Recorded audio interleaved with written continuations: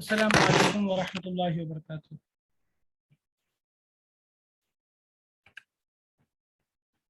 وعلیکم السلام ورحمۃ اللہ وبرکاتہ۔ کیا حال ہے احباب کے؟ خیریت سے؟ طبیعت ٹھیک ہے؟ جی الحمدللہ۔ الحمدللہ۔ اچھا جی، شروع کر دیں پھر ہم؟ جی جماعت تو استاد پوری ہو گئی ہے۔ جی اگر ایک امام ہو دو مقتدی ہوں تو اس میں تو ائمہ کا اختلاف ہے۔ بعض کہتے ہیں ان کے ایک کو دائیں کھڑا کرے گا، ایک کو بائیں کھڑا کرے گا، بعض کہتے ہیں پیچھے کھڑا کرے گا۔ لیکن اگر تین ہو تو پھر تو کوئی اختلاف نہیں ہے۔ جی جی استاد جی، تین سب ہیں پوری ہو آپ رہی حضرات، ہے، صف سب پوری ہو مکمل رہی ہے ہوگی۔ استاد۔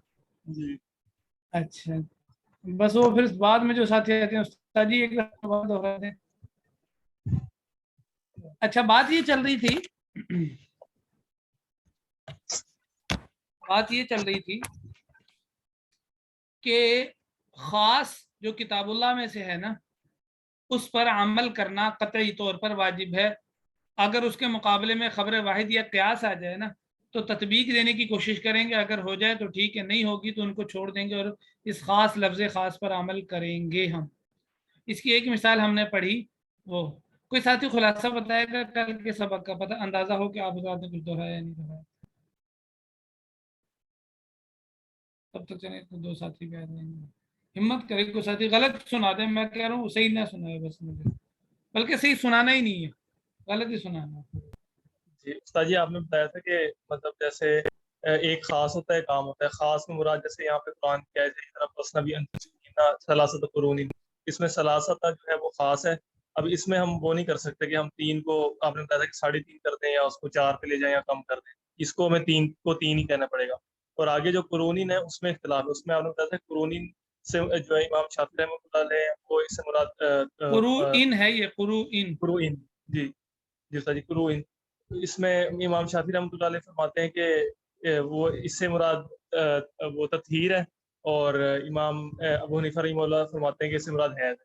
تو اس میں پھر جو امام شافعی کی دلیل تھی وہ یہ تھی کہ کیونکہ ثلاثتہ جو ہے وہ مؤنث ہے، اور اس کے ساتھ ہم نے پڑھا تھا کہ خلاف قیاس آتا ہے گنتی میں، تو قرؤن جو ہے وہ پھر اس میں آ رہا ہے، کیا کہتے ہیں، مذکر آئے گا تو تطہیر آئے گا۔ اور وہ جو ہماری دلیل ہے وہ ہماری دلیل کے مطابق ہے وہ عدد پورا نہیں ہوتا، کیونکہ اگر تطہیر میں کریں گے تو پھر اس میں طلاق دیں گے تو پھر اس کا یا تو کم ہوگا یا زیادہ کا وہ آ جائے گا۔ تو اگر اس سے مراد جو ہے وہ حیض لیا جائے گا تو پھر وہ بات جو ہے وہ پوری پوری جو ہے وہ سمجھ جائے گی کہ یہ ثلاثہ پورا پورا مت ہو جائے گا۔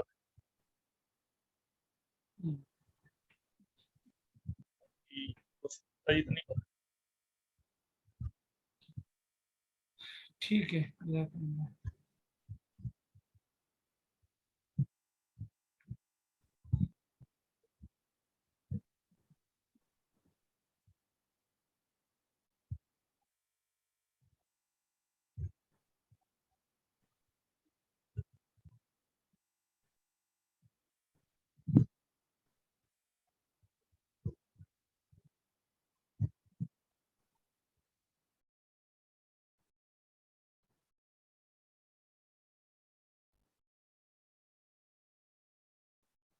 اچھا جی، آگے چلتے ہیں ساتھی، کچھ آگے۔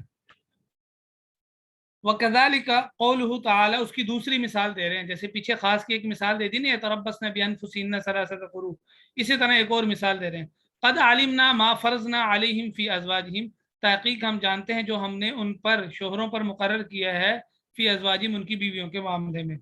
یہ خاص ہے، چلو یہ خاص ہے فی تقدیر شرعی، تقدیر شرعی کے بارے میں، یعنی مہر کے بارے میں۔ فلا یترک العمل بہ، لہذا اس پر عمل کو نہیں چھوڑا جائے گا، اس اعتبار سے کہ وہ یعنی نکاح جو ہے وہ عقد مالی ہے، بس عقود مالی پر اس کا اعتبار کیا جائے گا، دوسرے جو عقود مالی عقود ہوتے ہیں اس پر اس کا اعتبار کیا جائے گا۔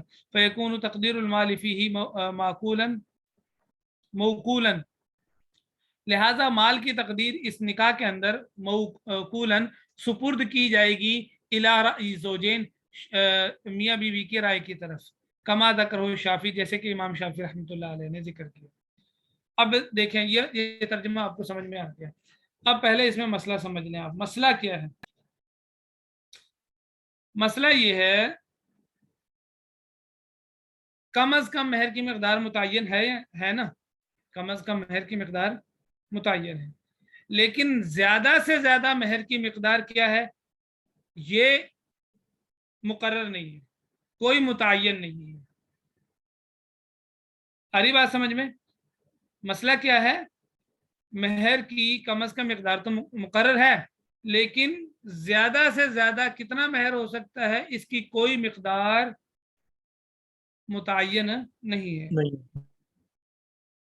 क्यों भाई? एक और आयत है ना कुरान पाक की, औज़ु बिल्लाहि मिनश शैतानिर रजीम, व आतईतुम इहदाहुन्ना किंतारन फला ताखुज़ू मिन्हु शैअ, और दे दिया हो तुम में से किसी एक उनमें से किसी एक को किंतारन, किंतार कहते हैं ज्यादा माल को, बहुत ज्यादा माल दे दिया हो, ठीक है, फला ताखुज़ू मिन्हु शैअ, तो उनसे वापस ना लो। अच्छा, इसमें तो कोई इख्तिलाफ नहीं है कि महर की ज्यादा से ज्यादा मिकदार क्या होनी चाहिए, इसमें कोई इख्तिलाफ नहीं है। इख्तिलाफ इस बात में है कि कम अज कम मिकदार कितनी हो महर की। अच्छा, इमाम अबू हनीफा रहमतुल्लाह अलैह के नजदीक कम अज कम महर की मिकदार 10 दिरहम है। बात समझ आ गई? अहनाफ के नजदीक कम अज कम मिकदार कितनी है भाई? 10 दिरहम। 10 दिरहम। और इमाम शाफी के नजदीक मिनिमम कम अज कम महर की मिकदार भी कोई मुतय्यन नहीं।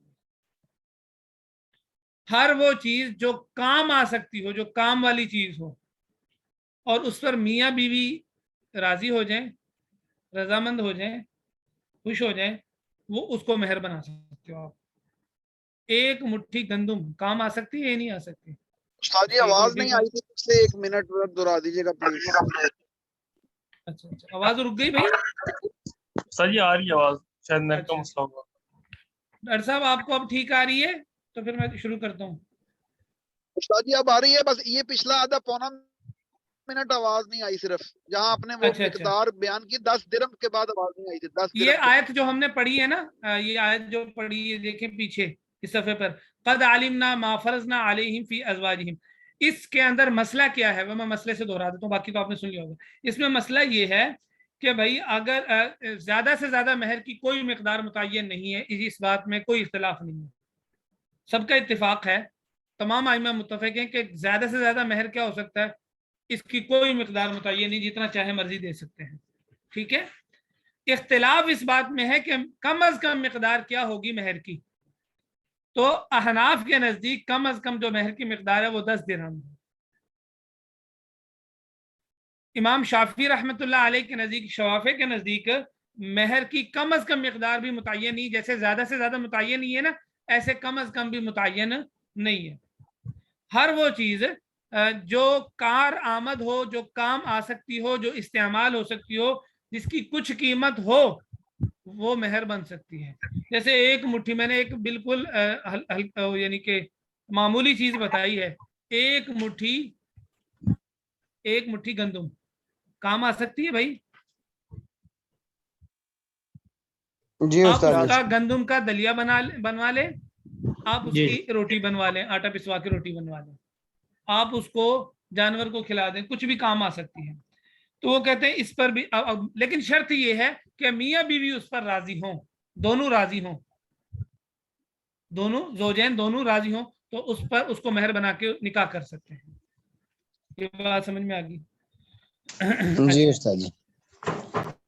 अब ये मसला हो गया, और मसले में अहनाफ और शवाफे के अकवाल मज़ाहिब क्या हैं वो भी हमारे सामने आ गए। अब दलील की तरफ आते हैं। हम क्या कहते हैं? हम कहते हैं भाई हम इस आयत से दलील पकड़ते हैं। ये देखिएगा आयत की तरफ, कद आलिमना मा फरजना अलैहिम फी अज़वाजिहिम, यहाँ एक बटन आता है हाईलाइट वाला, वो कहाँ है?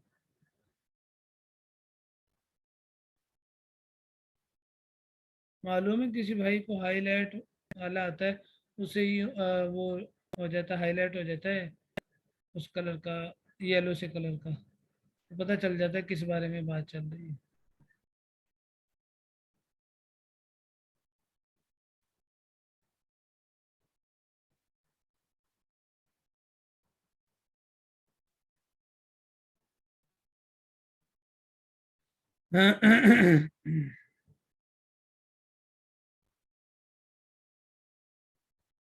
چلیں پھر کبھی دیکھیں گے. تو اب اس آیت کے اندر کیا ہے, ترجمہ سمجھ میں آ گیا نا آیت کا. تحقیق ہمیں معلوم ہے, ہم جانتے ہیں, ہمیں پتہ ہے جو ہم نے مقرر کیا ہے, جو سے مراد وہ مہر ہے, جو مہر ہم نے مقرر کیا ہے علیہم ان شوہروں پر, فی ازواجہم ان کی بیویوں کے بارے میں, وہ ہمیں معلوم ہے. اچھا اب احناف کیا کہتے ہیں, احناف کی دلیل سنیے گا. اس آیت سے ہم نے دلیل پکڑی ہے. اس میں جو لفظ فرضنا ہے نا, فرضنا, فرض کا معنی کیا ہوتا ہے لغوی معنی؟ مقرر کر دینا, اندازہ لگانا, اس کو کہتے ہیں فرض. ٹھیک ہے, تو فرضنا جو لفظ ہے نا یہ خاص ہے. یہ کیا ہے بھائی؟ خاص ہے. آ رہی بات سمجھ میں؟ تو جی استاد جی. مسئلہ پیچھے یہ گزر چکا ہے کہ زیادہ سے زیادہ کیا مہر کی مقدار ہے, وہ تو اس میں تو کوئی اختلاف نہیں نا, وہ تو متفق علیہ مسئلہ ہے کہ کوئی مقدار متعین نہیں ہے. تو یہاں جو آیت کے اندر بات ہو رہی ہے وہ کم از کم مہر کے بارے میں بات ہو رہی ہے. ٹھیک ہے. اچھا اب فرضنا جو مقدار ہم نے مقرر کی ہے یہ خاص ہے. تو یہ جو خاص مقدار ہے نا یہ اللہ تعالی نے مقرر کی ہے, اس کو اس سے کم کرنا جائز نہیں ہے. جو مقدار اللہ نے متعین کی ہے نا, یہ تو پتہ چل گیا کہ متعین کی ہے منیمم, کیونکہ میکسیمم مقدار تو متعین ہے ہی نہیں. یہ آیت منیمم مقدار کے بارے میں, اس کے بارے میں تو سب کا اتفاق ہے کہ زیادہ سے زیادہ مہر کیا ہوگا, اس میں تو کوئی اختلاف نہیں, سب کا اتفاق ہے کہ کوئی مہر یعنی زیادہ سے زیادہ حد کوئی نہیں ہے. تو اس کا مطلب ہے جو آیت کے اندر فرض نہ ہے کہ ہم نے مقرر کیا ہے, تو بھائی زیادہ سے زیادہ مہر تو مقرر کیا ہی نہیں ہے, لہٰذا یہ آیت کم از کم مہر کے بارے میں, اس پر تمام ائمہ کا اتفاق ہے. ٹھیک ہو گیا؟ اچھا تو پتہ چل گیا کہ یہ کم از کم مہر کے بارے میں ہے یہ آیت, اور کم از کم مہر اللہ تعالی نے مقرر کیا ہے وہ کیا ہے, اس بارے میں یہ آیت مجمل ہے. یہ تو پتہ چل گیا کہ مہر مقرر کیا ہے, منیمم مہر مقرر کیا ہو سکتا ہے, وہ مقرر کیا ہے, لیکن وہ ہے کیا, اس بارے میں یہ آیت مجمل ہے. اس میں اجمال ہے, ابہام ہے, واضح نہیں ہے. اچھا جی, اب جب قرآن پاک کے اندر اجمال ہو جائے, ابہام ہو جائے, تو ہم کس کی طرف رجوع کرتے ہیں؟ قرآن پاک کی تفسیر کس کی طرف رجوع کرتے ہیں؟ حدیث مبارکہ کی طرف. حدیث میں حدیث مبارکہ. اب ہم حدیث کی طرف جائیں گے. حدیث مبارکہ میں جب ہم نے جا کے دیکھا تو اللہ کے نبی علیہ الصلوۃ والسلام کا فرمان ملا, لا مہر لأقل من 10 دراہم, مہر 10 درہم سے کم نہیں ہے, 10 درہم سے کم مہر نہیں ہوتا. اچھا جی, اب جب اس حدیث کو ہم نے اس آیت کے ساتھ ملا دیا تو پتہ چل گیا کہ ما فرضنا سے اللہ کی کیا مراد تھی. کم از کم مہر کی جو مقدار اللہ نے فرض کی تھی نا وہ کیا تھی, وہ ہمیں اس حدیث مبارکہ سے پتہ چل گیا. تو یعنی کہ ما فرضنا سے مراد کم از کم 10 درہم ہے. اس لیے امام ابو حنیفہ رحمۃ اللہ علیہ فرماتے ہیں کہ 10 درہم کم از کم مہر ہوگا, اس سے کم مہر مقرر کرنا جائز نہیں ہے. استاد جی 10 درہم کتنے روپے بنتے ہیں؟ 10 درہم آج کے اعتبار سے دیکھنا پڑے گا, میں بتاتا ہوں آپ کو آج کے اعتبار سے کتنا بنتا ہے. روزانہ چاندی کی قیمت تبدیل ہوتی ہے.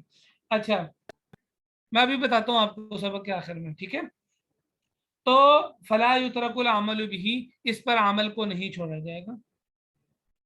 کہہ رہے ہیں کہ یہ خاص ہے تقدیر شرعی کے بارے میں, یعنی مہر کے بارے میں. فلا یترک العمل به, اس پر عمل کو نہیں چھوڑا جائے گا. کیوں؟ یہ لفظ خاص ہے, اور خاص جو لفظ ہے وہ کیا ہے, ہم نے مقرر کیا. تو پتہ چل گیا مقرر ضرور کیا اللہ تعالیٰ نے, زیادہ تو مقرر کیا نہیں ہے, اس پر تو سب متفق ہیں. کم از کم مقرر کیا ہے, ٹھیک ہے. اب وہ کم از کم کیا ہے وہ ہمیں حدیث مبارکہ سے پتہ چل گیا. تو اب پتہ یہ چل گیا, اچھا فرضنا پر عمل کرنا واجب ہے, فرضنا کی جو ابہام تھا وہ بھی دور ہو گیا. تو خلاصہ یہ نکلا کہ 10 درہم پر عمل کرنا واجب ہے, 10 درہم سے کم مہر مقرر کرنا جائز نہیں, کیونکہ خاص ہے. فرضنا جو لفظ ہے وہ خاص ہے, اور خاص پر عمل کرنا قطعی طور پر لازمی طور پر واجب ہوتا ہے۔ امام شافعی رحمۃ اللہ علیہ بے اعتباری، یہاں سے امام شافعی رحمۃ اللہ علیہ کی دلیل دے۔ امام شافعی رحمۃ اللہ علیہ کیا کہتے ہیں کہ بھائی جیسے زیادہ سے زیادہ کوئی مقدار مقرر نہیں ہے نا، اس طرح کم از کم بھی مقدار مقرر نہیں ہے، متعین نہیں ہے۔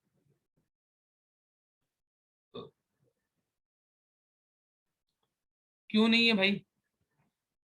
اچھا، وہ دلیل کیا دیتے ہیں؟ وہ کہتے ہیں انہو عقد مالی، یہ جو نکاح ہے نا یہ ایک مالی عقد ہے۔ نکاح کیا ہے؟ جیسے مالی معاملات نہیں ہوتے ایسے ہی ایک معاملہ ہے بھائی، معلوم سمجھ میں آگی میری بات؟ خرید و فروخت نہیں ہوتی، جیسے بے ہے، استاد جی یہ بیوی مضاربہ ہے، بیچنا، مشارکہ بیوی ہے، بیچتے ہیں ماں مرابحہ باپ، ہے، اس کا یہ مطلب ہے؟ ان کی طرح۔ جی کیا فرمایا؟ یعنی ماں باپ اپنی بیٹی کو بیچ رہے ہیں، اس کا یہ مطلب ہے؟ یہ مطلب نہیں ہے اس کا، یہ مطلب نہیں ہے۔ مطلب یہ ہے کہ یہ عقدی معاملہ ہے، ماں باپ کا عمل دخل نہیں ہوتا، یہ رشتہ جڑتا ہے دو شخصوں کے درمیان میں۔ شوہر عورت اپنی ملک بزا مرد کے حوالے کرتی ہے، ملک بزا کہتے ہیں شرمگاہ کو، بزا کہتے ہیں شرمگاہ کو، تو ملک کہتے ہیں ملکیت کو۔ تو بزا کی مالک بناتی ہے شوہر کو، اور شوہر اس کے بدلے میں اس کو مہر دیتا ہے، تو یہ ایک مالی عقد ہے۔ ان کے نزدیک مالی عقد ہے، عقد ہمارے نزدیک بھی ہے لیکن مالی عقد نہیں ہے۔ اچھا، امام شافعی رحمۃ اللہ علیہ کے نزدیک مالی عقد ہے۔ اس کی ایک اور دلیل دیتا ہوں میں آپ لوگوں کو۔ اگر کوئی شخص نکاح نہ کرے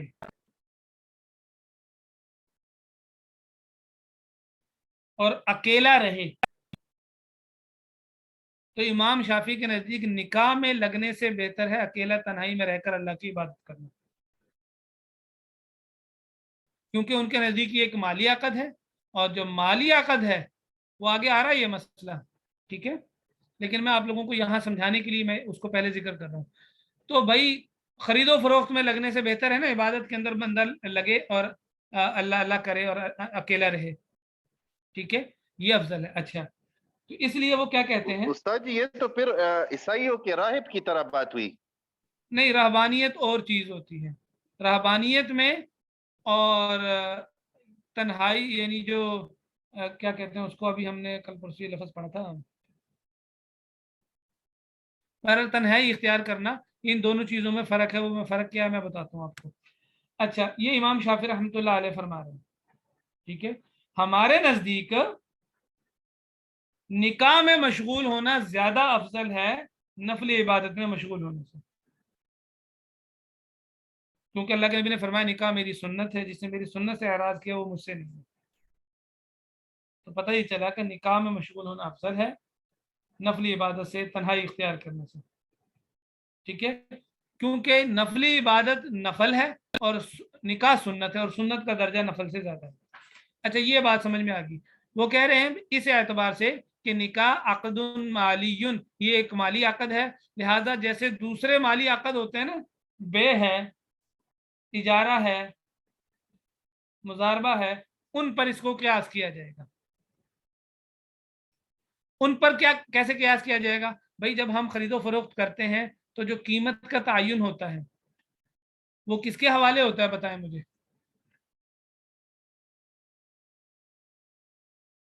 جو فروخت کرتا ہے، مالک جو فروخت بائع اور کرتا ہے، مشتری کے درمیان میں ہوتا ہے نا، بائع اور مشتری کی رائے پر موقوف ہوتا ہے نا۔ بائع کہتا ہے میں نے اتنے میں بیچنی ہے، مشتری کہتا ہے میں نے اتنے میں خریدنی ہے، جس پر وہ راضی ہو جاتے ہیں معاملہ ہو تابع جاتا ہوتا ہے۔ بائع اور مشتری دونوں کے ہی تابع ہوتا ہے۔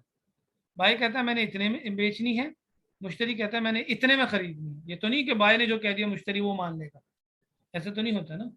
اچھا، تو جس پر ان کا اتفاق ہو جائے اور اس پر وہ معاملہ ڈن ہو جاتا ہے اور بے ہو جاتی ہے، ٹھیک ہے، تو وہ کہتے ہیں کہ یہ بھی ایک عقد مالی ہے اور یہ زوجین کی رائے پر موقوف ہے، موقولاً، یہ سپرد کیا گیا ہے زوجین کی رائے کی طرف، میاں بیوی کی رائے پر۔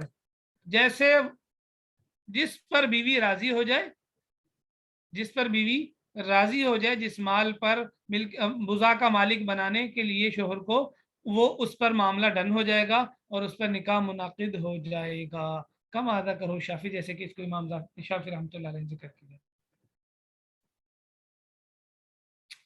وفرع علی ھذا، اور اس پر مسائل نکلے. کیا مسائل نکلیں گے؟ ان التخلی لنفل العبادت افضل من الاشتغال بالنکاح. امام شافی کے نزدیک نفل عبادت کے لیے تنہائی اختیار کرنا یہ نکاح میں مشغول ہونے سے زیادہ افضل ہے. اور ہمارے نزدیک کیونکہ یہ مال عقدی مال نہیں، یعنی کیا کہتے ہیں، عقود مالیہ نہیں ہے، یہ عقود مالیہ نہیں ہے، لہذا ہمارے نزدیک نکاح میں مشغول ہونا زیادہ افضل ہے. استاد جی ہمارے نزدیک عقد مالیہ نہیں ہے تو ہمارے نزدیک کیا ہے پھر نکاح؟ ہمارے عقد مالی نہیں ہے، بلکہ یوں کہہ لیے اس کو کہ عقد مالی کے علاوہ ایک عبادت ہے، اللہ کے نبی علیہ الصلوۃ والسلام کی سنت ہے. یہ سمجھ آ گئی بات؟ جی.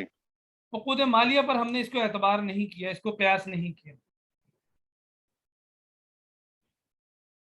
اچھا، اب جب امام شافی کے نزدیک عقد مالی ہے تو ان کے نزدیک اس میں لگنے سے بہتر ہے نفلی عبادت کے اندر انسان لگ جائے.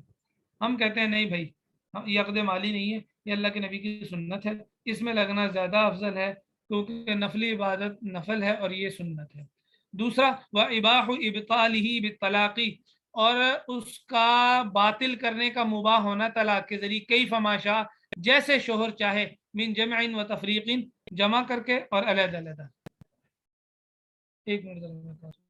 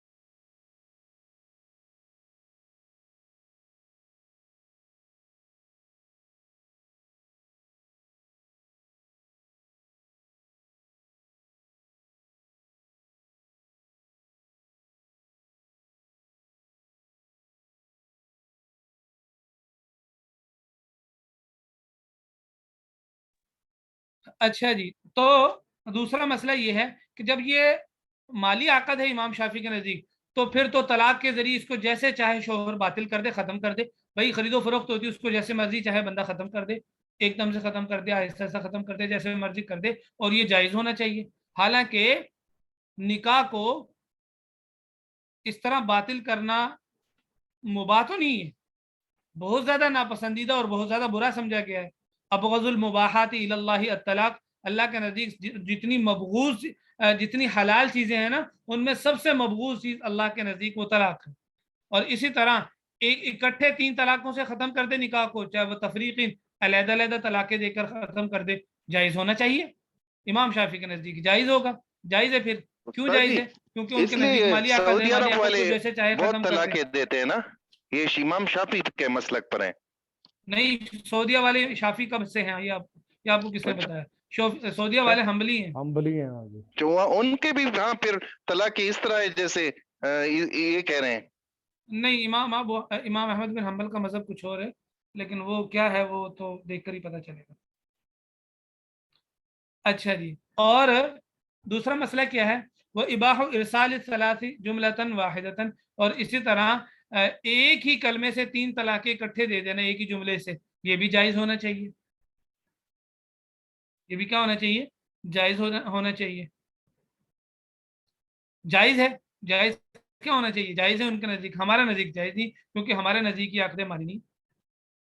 بلکہ ہم کیا کہتے ہیں؟ طلاق دینا بدرجہ مجبوری میں اجازت تو ہے اس کی، طلاق بنائی اللہ نے اسی لیے استعمال کرنے کے لیے، لیکن بدرجہ عذر اور سخت مجبوری میں. لیکن پھر بھی اس میں اس طریقے کو اختیار کرے گا جس کو شریعت نے پسند کیا، شریعت نے اختیار کیا. اور وہ آپ حضرات نے پڑھ لیے ہوں گے شاید قدوری کے اندر یا دوسری کتابوں کے اندر کہ وہ 3 طرح کی ہوتی ہیں نا طلاقیں، طلاق احسن، حسن اور بدعی. استاد جی نہیں پڑھی ابھی.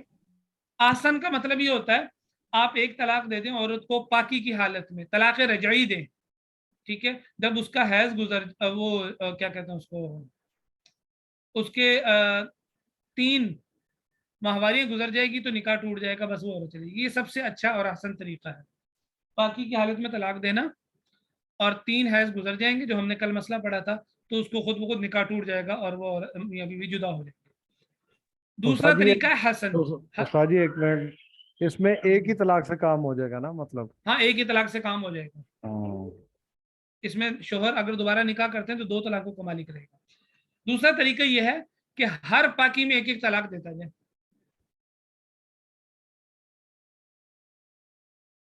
ہر پاکی میں کیا دیتا جائے بھائی؟ ایک ایک طلاق دیتا جائے تو 3 طلاقیں ہو جائیں گی اور معاملہ ختم ہو جائے گا. بدعت، بدعی طریقہ یہ ہے. بدعت کیا ہے؟ استاد جی اس کو کیا کہتے ہیں؟ ہر پاکی میں ایک ایک طلاق دی جائے. حسن حسن اور احسن اوپر بہت والا کون اچھا، سا تھا؟ حسن اچھا، ٹھیک ہے. اور بدعی یعنی استاد بدعت جی آپ برا کہہ رہے ہیں طریقہ کہ ہے. ہر پاکی میں تو پاکیاں 3 ہے نا؟ ہاں جی، تو 3 طلاقیں ہو گئی. ہاں 3 طلاقیں ہو جائیں گی. اچھا، تو یہ تو ہمیشہ کے لیے حرام ہو جائے گا. 3 طلاقیں ایک ہی لفظ سے ایک ہی وقت میں دے دے یا حالت حیض کے اندر طلاق دے، یہ طریقے بدعت ہیں سارے. ساجی جی سر سوسائٹی میں تو یہ ہوتا ہے کہ جب بھی کوئی لڑائی ہوتی ہے، کوئی طلاق ہوتی ہے تو لڑکی تو اپنے گھر چلی جاتی ہے، پھر اس کو کیسے پتا چلتا ہے کہ طلاق ابھی مطلب کہ اس کی حالت کیا ہے، تو دینی چاہیے نہیں چاہیے، پہلی بھی یا کوئی دوسری یا تیسری جو بھی ہے؟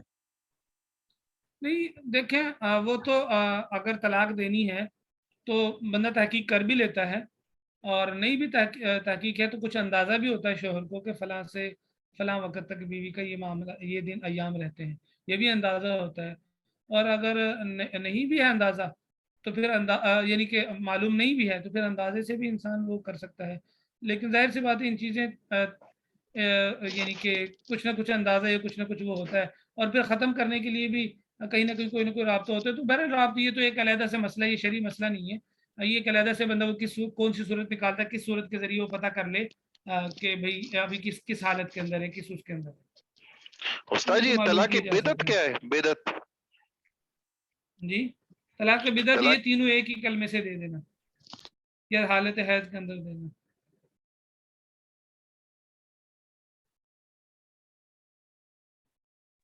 استاد جی ایک چیز پوچھنی تھی، ایک حدیث شریف میں پڑھا ہوا ہے کہ عبداللہ ابن عمر نے اپنی بیوی کو جو ہے نا وہ حیض کی حالت میں طلاق دی تھی، تو اس سے کیا حضور پاک نے نافذ کر دیا تھا کہ مطلب واقعی ہو گئی ہے؟ بھائی طلاق ہو جاتی ہے.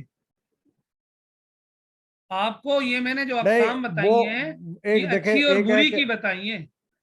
جی ایک تو یہ ہے نا کہ ابھی آپ نے مطلب میں حدیث کے متن میں کہیں پہ ظاہر طور پہ لکھا ہوا ہے اس طرح کہ مطلب حضور پاک ہم نے اس پر فرمایا کہ ہاں وہ ہو گئی. اب وہ حدیث آئے گی سامنے تو پھر اس میں دیکھ کے بتا سکتے ہیں. مطلب میرے ذہن میں نہیں ہے وہ حدیث مبارکہ، وہ آپ بھیج دیجیے گا یا مجھے رہنمائی کر دیجیے گا، میں پھر بتا دوں گا کہ وہاں جی بہتر. نافذ تو اللہ کے نبی علیہ السلام نے کر دی ہوں گی بظاہر تو، کیونکہ طلاق تو ہو جاتی ہے، اس میں تو کوئی اختلاف نہیں ہے.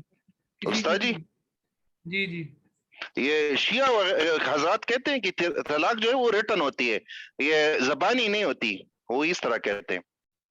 بس ان کا اپنا وہ ہے. ہمارے ہاں ہو جاتی ہے ریٹن دیں یا بول کر دیں, دونوں طرح ہو جاتی ہے. اور بس صرف جو ریٹن طلاق کے اندر اختلاف ہے نا, وہ اس صورت کے اندر اگر مجبور کیا گیا ہے, یعنی کہ جان کی دھمکی دی گئی ہے, جان کی دھمکی دے کر اگر طلاق دلوائی گئی زبان سے تو طلاق ہو جائے گی, اور اگر جان کی دھمکی دے کر زور زبردستی سے پستول کے ذریعے اسے طلاق دلوائی گئی لیکن سائن کروائے گے تو پھر طلاق نہیں ہوتی. یہ فرق ہے دونوں میں. ٹھیک ہے.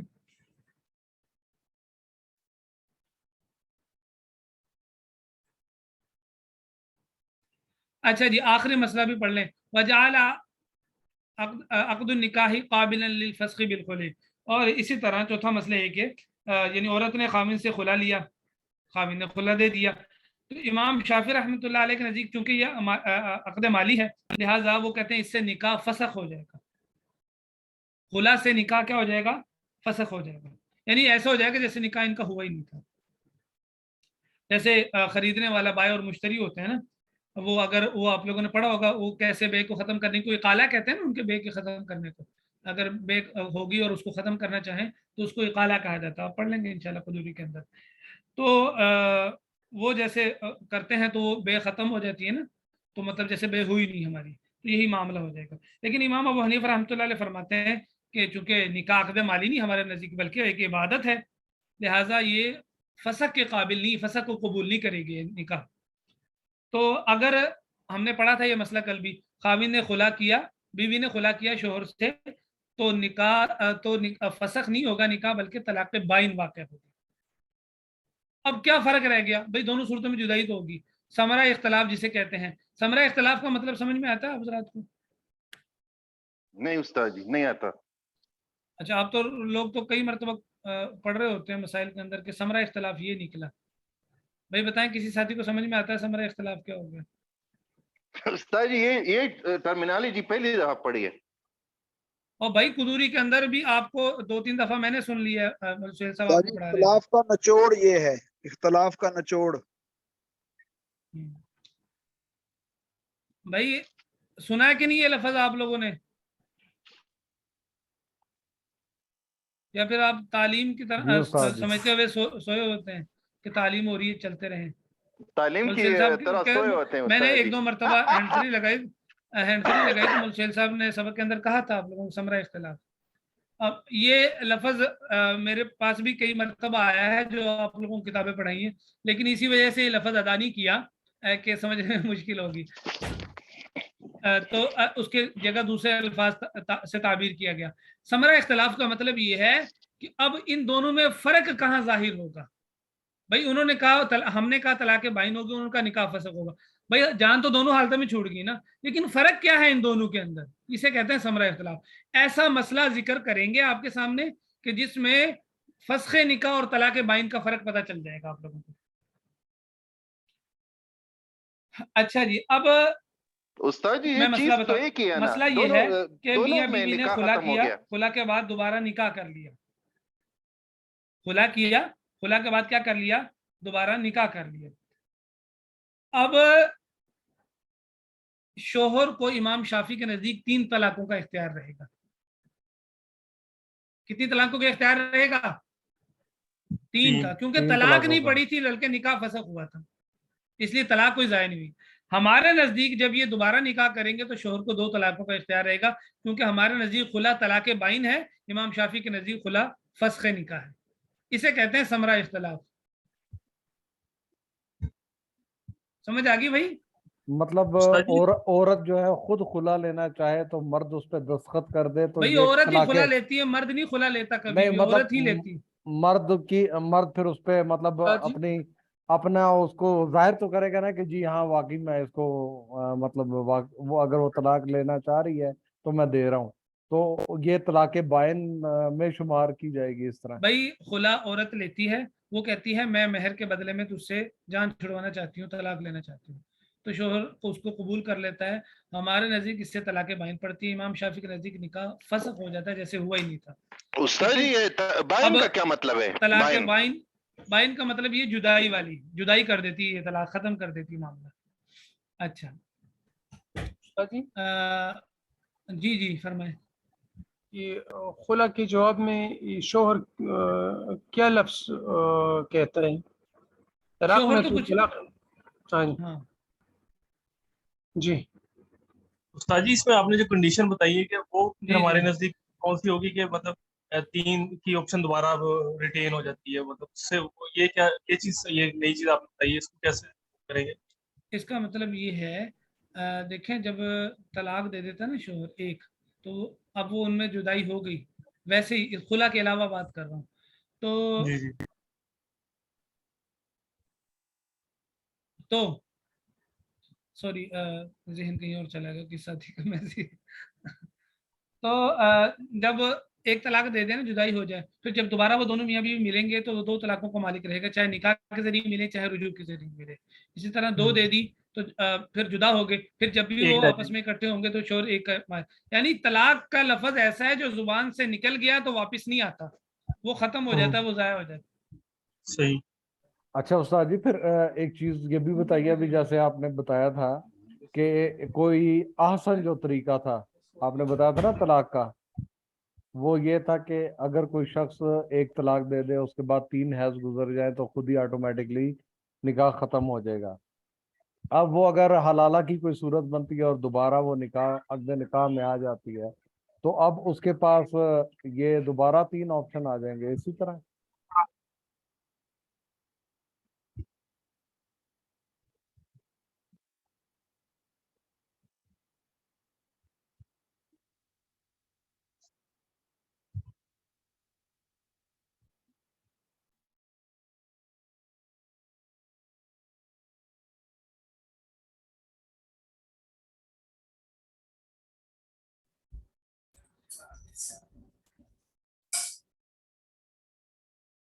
جی کیا فرمایا آپ نے، آپ پوچھیں دوبارہ مسئلہ.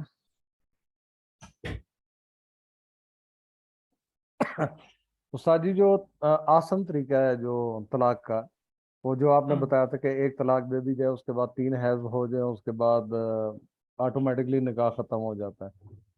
اب اگر کوئی حلالہ کی دوبارہ صورت بن جاتی ہے اور واپس اس کے عقد میں ہاں آ جب جائے. حلالہ کر کے آئیں گے نا، آئے گی عورت تو پھر دوبارہ سے شوہر 3 طلاقوں کا مالک بنے گا. جی بہتر. ٹھیک ہے، کیونکہ یہ اب نئے استاد جی سرے سے دوبارہ مل رہے ہیں. استاد جی استاد یہ حلالہ 3 جائز حیض ہے؟ کے بعد جو حلالہ ہو جائے جائز ہے، کرنا جائز نہیں ہے. مطلب سمجھ گئے آپ لوگ؟ کیسے استاد جی ذرا وضاحت فرمائیں، کیا آپ نے دوبارہ رپیٹ کر دیں گے کیا کہہ یعنی رہے ہیں؟ حلالہ کی صورت بنا کر لوگ جو کرتے ہیں نا مطلب کہ پہلے بھئی سے ہم متعین ہاں کر کے متعین ہو پہلے جاتا ہے ہاں، سارا کچھ، یہ جائز نہیں ہے. تو اس پر تو نبی علیہ السلام نے غالباً لعنت جائز فرمائی نہیں ہے نا ہے، لعنت یہ اس ہے. کا. جی جی لعن اللہ المحلل والمحلل له، اللہ کے نبی صلی اللہ علیہ وسلم لعنت فرمائی. لیکن ہو جاتا ہے پھر بھی، میری بات سمجھ رہے ہیں آپ لوگ؟ جی جی استاد. لیکن گنہگار ہوگا بندہ. اور جو حلالہ خود ہو جائے، مطلب یہ کہ ویسے ہی میاں بیوی جدا ہو گئے، اس نے کسی اور سے نکاح کر لیا، پھر اتفاقاً وہ مر گیا یا اس سے طلاق نہیں بنی، اسے بھی طلاق لے لی، تو اب یہ اتفاقاً ہو گیا حلالہ. ٹھیک ہے، اب دوبارہ اب آپس میں کرنا چاہیں تو یہ ہے ہونا اور یہ ہے کرنا. تو اسی لیے یہ غیر مقلدین جو زیادہ تر وہ ہمارے ساتھ اختلاف کرتے ہیں جی حلالہ کے اوپر، وہ اصل میں اس کانسیپٹ کے حوالے سے کرتے ہیں کہ جی وہ جو مطلب پہلے سے مطلب ہم لوگوں نے پلان کیا ہوتا ہے کہ جی اس طریقے سے حلالہ کریں گے، تو اس پر تو ہم بھی کہتے ہیں کہ جی لعنت ہے ایسے حلالے کے اوپر. ہاں جی بالکل ایسے ہی ہے. جب ہم تھے نا وہاں تخصص کے اندر دارالفتہ میں، تب ایسے معاملات بہت زیادہ آتے تھے. تو بس وہی اس میں مسئلہ یہی ہے، ہو جاتا ہے. پھر لوگ کہتے ہیں کہ اتنے بڑے گناہ سے بچنے کے لیے جب ہم یہ کر رہے ہیں تو بس پھر چلو اتنا سے یہ بھی صحیح، اللہ سے توبہ اور کیا کہتے ہیں توبہ استغفار کر لیں گے وغیرہ وغیرہ. لیکن بہرحال کرنا جائز نہیں ہے.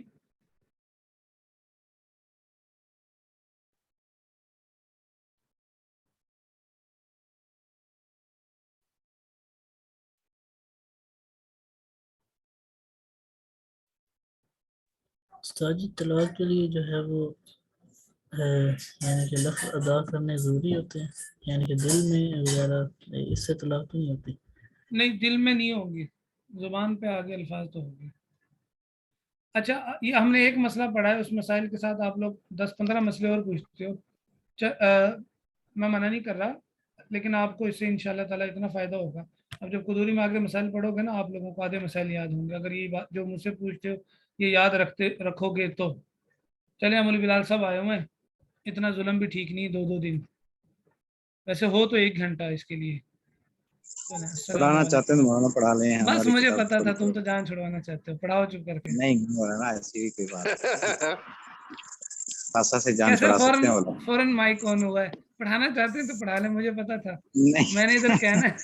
نہیں مولانا، ایک خاصا کلاس ہے، آپ کو پتا تو ہے. بس مولانا رہنے دے یار، بڑا رہنے دے. اس کو جوڑا جا سکتا اچھا ہاں، ایک ساتھ اچھا ایک ساتھی نے مسئلہ پوچھا تھا، میں فاروق شاہ بھائی نے کیا مسئلہ پوچھا تھا، وہ اس کا میرے ذہن سے نکل گیا. کیا تو کہا اس تھا نے کیا پوچھا ہے؟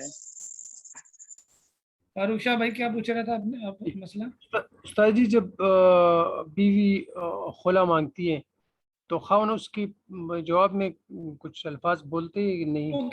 وہ کہتی ہے کہ میں آپ سے مہر کے بدلے میں، مثال کے طور پہ مہر کے بدلے میں خلا لینا چاہتی ہوں. وہ کہتا ہے میں نے خلا دیا یا میں نے اس کو قبول کیا، بس تو یہ ہو جاتا ہے. اگر اس میں یوں ذکر کر دیا جائے نا، وہ یہ کہے کہ میں اس مال کے بدلے میں آپ سے طلاق لینا چاہتی ہوں، تو نکاح طلاق بائن اس صورت میں بھی پڑ جائے گی، لیکن اس چیزیں دونوں سیم ہی ہیں، لیکن الفاظ کا فرق ہے. اس کو ہم خلا کہیں گے، اس کو طلاق علی المال کہیں گے. جی استاد جی، اگر عدالت کے ذریعے کیا جائے اس میں تو الفاظ نہیں بولے جاتے نا. عدالت کا جو مروجہ خلا چل رہا ہے نا آج کل، یہ شرعی اعتبار سے جو شرعی تقاضے وہ پورا نہیں کرتا. اس لیے جو عدالتی خلا ہے، اگر اس میں شوہر نہ جائے اور شوہر خلا کو قبول نہ کرے، یعنی طلاق نہ دے، خلا نہ دے، تو وہ خلا نافذ نہیں ہوگا، جتنے مرضی پیپر لے کے پھریں. ٹھیک ہے، استاد جی لیکن اگر قاضی نے فیصلہ کر دیا، جج نے، نہیں، اس کا فیصلہ قبول نہیں ہوگا جب تک شوہر نہیں کرے. لیکن وہ جو مسئلہ ہے نا، وہ شوہر میں کوئی مسئلہ ہے، وہ پھر آگے مسائل آ جاتے ہیں علیحدہ. عنین ہے، اس کے حقوق پورے نہیں کرتا، ازدواجی حقوق نہیں پورے کر سکتا، یا اور کوئی معاملات ہیں، ان معاملہ، یا شوہر غائب ہے، گم ہو گیا، مل نہیں رہا، تو ان معاملات کے اندر جو قاضی ہے وہ شوہر کے قائم مقام بن جاتا ہے. ٹھیک ہے، جیسے آج کل لیتے پھر رہے، اس سے قاضی شوہر کے قائم مقام نہیں بنتا. اس میں شوہر کا حاضر ہونا اور شوہر کا اس خلا دینا اور یا طلاق دینا ضروری ہے. ٹھیک ہے جی، چلیں جی، 15-16 منٹ ہو گئے. السلام علیکم ورحمۃ اللہ وبرکاتہ. وعلیکم السلام ورحمۃ وعلیکم اللہ السلام وبرکاتہ. ورحمۃ اللہ وبرکاتہ.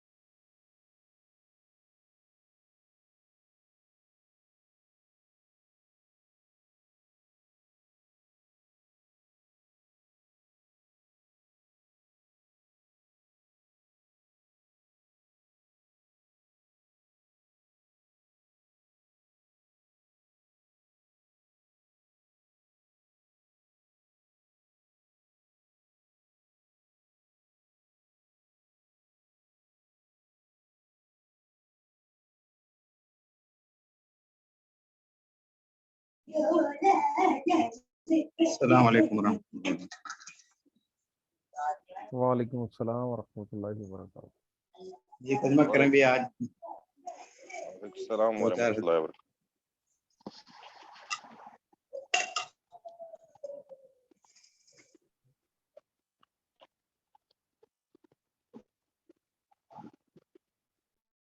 استاد جی کون کرے؟ ڈاکٹر جمیل کفایت اللہ۔ ٹھیک ہے۔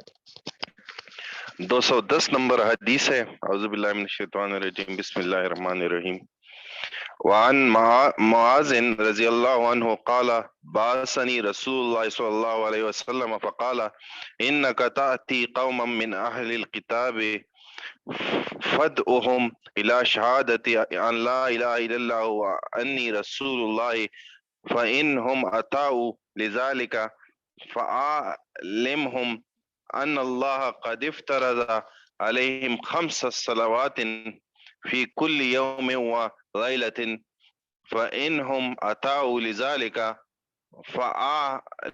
فأعلمهم أن الله قد افترض عليهم صدقة تؤخذ من أغنيائهم فترد على فقرائهم فإنهم أتوا لذلك فإياك وكرائم أموالهم واتقي دعوة المظلوم فإنه ليس بينها وبين الله حجاب، متفق علیہ۔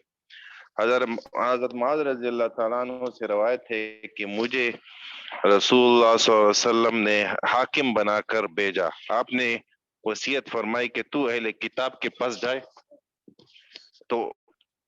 گا تو ان کو اس بات کی دعوت دینا ہوگی کہ اللہ کے سوا کوئی عبادت کے لائق نہیں اور میں اللہ کا رسول ہوں۔ اگر وہ اس بات کو تسلیم کر لیں تو انہیں بتائیے کہ اللہ نے ان پر دن اور رات میں 5 نمازیں فرض کی ہیں۔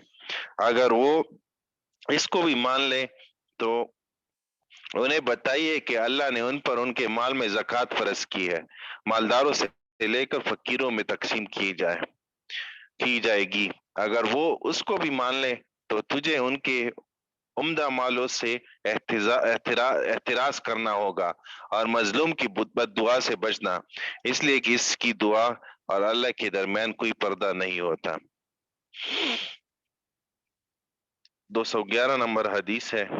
وعن ابی حمید عبد الرحمن قال استعمل النبی صلی اللہ علیہ وسلم رجلا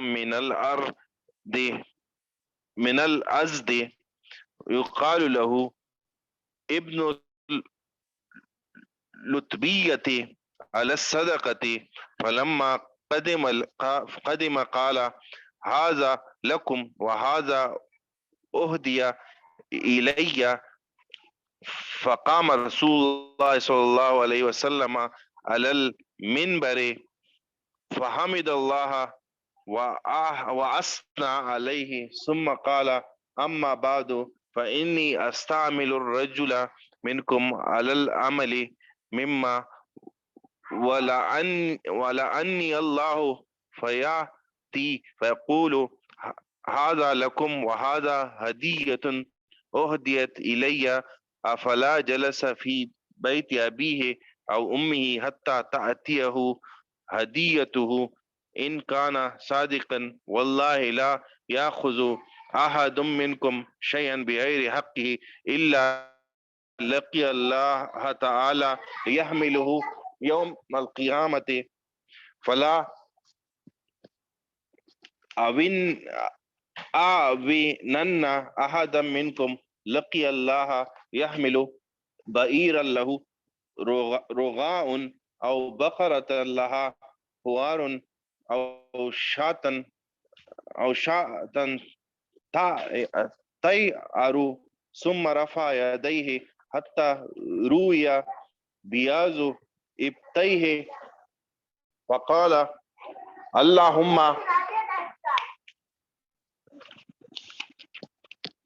هل بلغت، متفق علیہ۔ حضرت ابو حمید البلغت ثلاثة، البلغت میرے کتاب میں ثلاثت نہیں لکھا، तलासन लिखा होगा, हाँ तलासन लिखा होगा। सिर्फ हल बल्लगतु लिखा हुआ है। जी सलासन।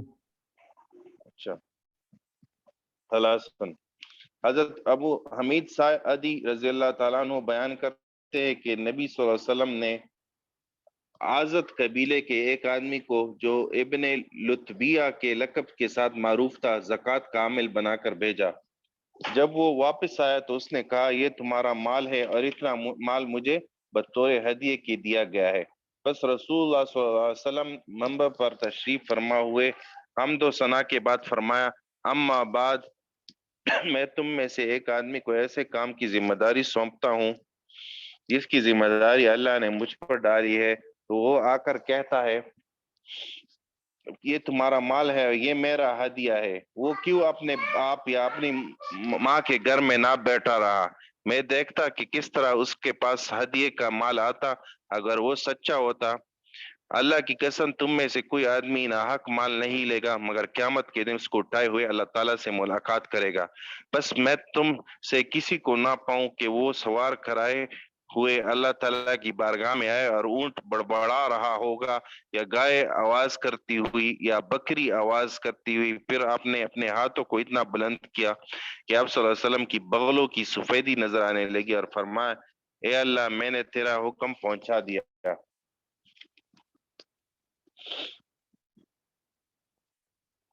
तीन दफा जो आप कह रहे थे, 3 दफा हुजूर सल्लल्लाहु अलैहि वसल्लम ने ऐसा किया होगा कि मैंने, ए अल्लाह मैंने आपका हुक्म पहुंचा दिया, ए अल्लाह मैंने आपका हुक्म पहुंचा दिया, ए अल्लाह मैंने आपका हुक्म पहुंचा दिया।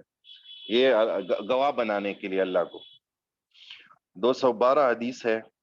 वान अबी हुरैरा रज़ियल्लाहु अन्हु अनिन नबी सल्लल्लाहु अलैहि वसल्लम क़ाला मन कानत इंदहु मज़लिमतुन लिअखीहि मिन इर्ज़िही औ मिन शैइन फल यतहल्ललहु फलयतहल्ललहु मिन्हु अल-यौमा क़ब्ल अल्ला यकूना दीनारुन वला दिरहमुन इन कान लहू अमलुन सालिहुन उखिज़ मिन्हु बिक़द्रि मज़लिमतिही व इल्लम यकुल लहू हसनातुन उखिज़ मिन सय्याति साहिबिही फहुमिला अलैहि। रवाहुल बुखारी। हज़रत अबू हुरैरा रज़ियल्लाहु ताला अन्हु से रिवायत है, नबी सल्लल्लाहु अलैहि वसल्लम ने फरमाया कि जिस शख्स का किसी मुसलमान उसके भाई का हक हो, मसलन इज्जत, इसी तरह की कोई और चीज, तो जरूरी है कि आज ही उससे माफी तलब करे, इससे पहले कि ना उसके पास दीनार रहेंगे ना दरहम। अगर उसके नेक अमाल होंगे तो इसके जुल्म के मुताबिक उससे नेकियां ले जाएंगे।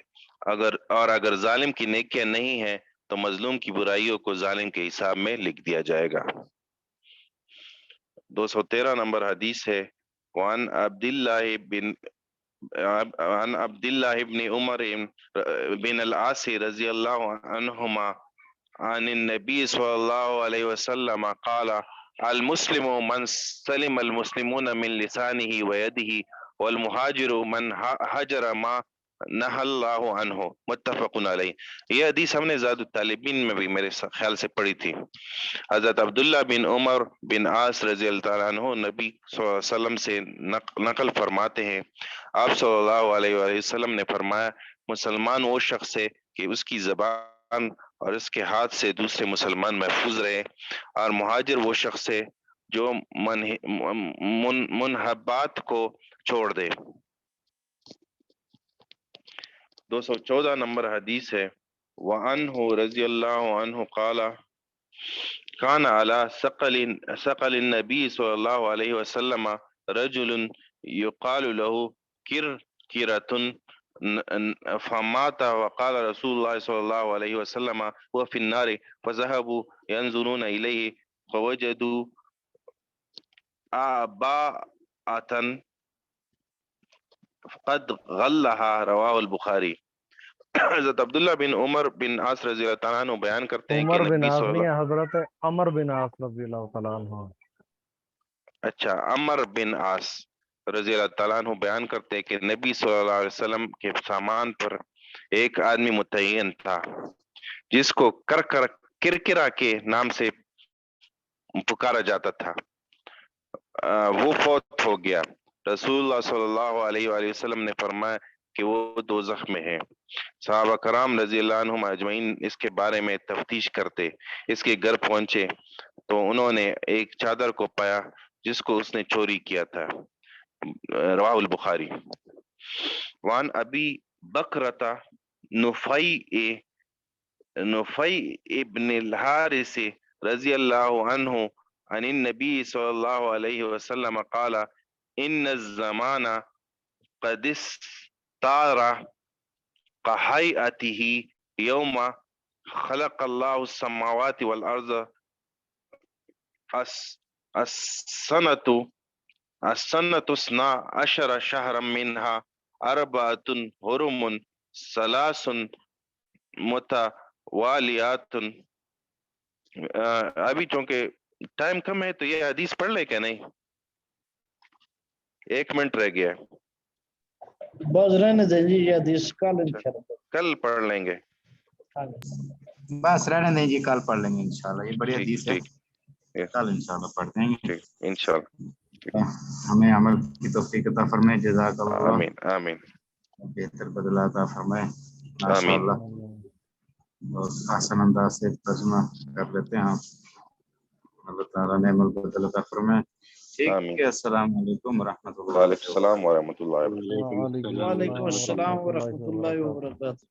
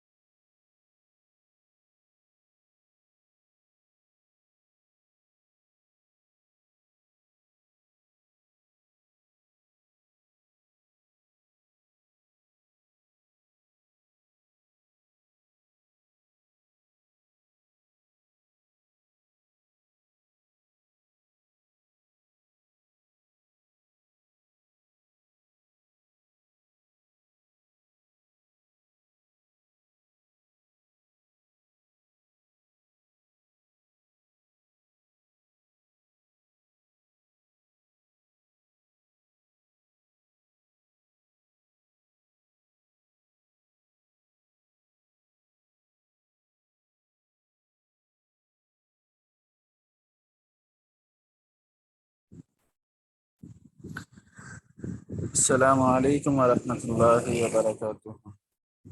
وعلیکم السلام ورحمۃ اللہ وبرکاتہ.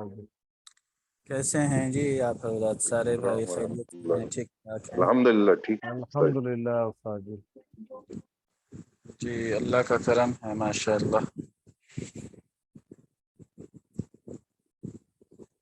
अच्छा जी, जो ज़कात के अबवाब हमने पीछे पढ़ लिए हैं वो आप हजरात को समझ आ गए हैं जी मुकम्मल? उस्ताद अभी रिवीजन नहीं किया, आधा नहीं किया। अच्छा, वो कब करना है फिर? जब टाइम मिला उस्ताद जी। और अगर टाइम ना मिले आगे बढ़ते जाएं फिर क्या होगा? फिर रह जाएंगे उस्ताद जी। वो तो फिर करना तो पड़ेगा ना। चलो जी मैं ये सोच रहा हूँ आगे एक दो बाब और हैं ज़कात के, वो मुकम्मल करके ना एक दफ़ा फिर खुलासा पढ़ लें सारे अबवाब का। ठीक है उस्ताद। सही है जी सर। उस्ताद जी असल में ना मुझे इसमें ज्यादा जो कंफ्यूजन है ना वो ज़कात के मतलब मसाइल में जी ये ग्रामेज और माशा और तोला, इस पर बहुत ज्यादा मतलब हमें तो सिंपली इतना पता है कि 7.5 तोला और 52 तोला चांदी। बाकी जो है ना इतनी गहराई में अभी तक इतना इल्म नहीं है, कितने माशे होंगे तो फिर जाके कितने ग्राम बनेगा, तो इस हवाले से कोई इतना ज्यादा इल्म भी नहीं है ना, तो वो जरा हजरत ये मुश्किल लग वो रहा है। नहीं, इसमें मुश्किल वाली बात नहीं है। इनका इल्म तो मुझे भी नहीं है। इसका इल्म तो दरअसल उसको है ना जो सुनार है, जो ये काम कर रहा है। हमें भी इसका इतना ज़्यादा इल्म नहीं है। जवाद भाई सोनार के साथ थोड़ा सा टाइम गुजार लो। इसका आसान हल ये है कि जब आपके पास ये हो जाए आप उसको सोनार की दुकान पर ले जाएं और उससे पूछ लें जी ये 12 ग्राम का एक तोला बनाकर। वैसे तो आजकल जो तोला चल रहा है ना वो 10 ग्राम का तोला चल रहा है। उससे कहें कि आप मुझे बताएं 12 ग्राम के हिसाब से ये कितना तोले बन रहा है। चांदी है, ये चांदी कितने तोला बन रही है 12 ग्राम के हिसाब से? या सोना है तो सोना 12 ग्राम के हिसाब से कितना तोला बन रहा है? बाकी आपको मजीद इसमें पढ़ने की ज़रूरत नहीं है। अगर वो कहे कि सोना जो है 12 ग्राम के हिसाब से 7.5 तोला है तो ठीक है, उसकी ज़कात दें। चांदी 12 ग्राम के हिसाब से 52 तोला चांदी है तो उसकी ज़कात अदा करें। इसमें मज़ीद गहराई में जाने की ज़रूरत भी नहीं है। वो तो मैंने आसानी के लिए बताया था। जो चांदी है वो तकरीबन 660 ग्राम बन जाती है और सोना जो है वो 87 ग्राम बन जाता है। बस इसी चीज उस्ताद ने जी जरा आपने कंफ्यूज कर 612 दिया। बताया था, 612 ग्राम। 612 बताया था? अच्छा, तो वो मैं भी भूल गया। बस ऐसे ही है ना ये तो उनको याद होगा जो इसमें चल रहे हैं।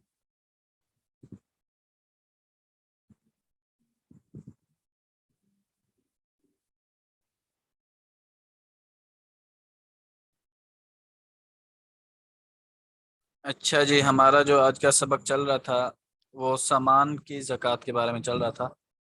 जो सामान की ज़कात है उसकी कीमत लगवाई जाएगी और उसका तरीकाकार ये है कि चांदी के निसाब तक हमने पहुंचाना है। जब सामान की कीमत, सामान से मुराद सामान तिजारत है, ठीक है, जब वो चांदी की कीमत के बराबर पहुंच जाए तो फिर उस पर ज़कात वाजिब हो जाएगी। आवाज़ साफ आ रही है? दरअसल घर रोड के ऊपर है ना तो बाहर गाने वगैरह बहुत ज़ोर से चले हुए हैं।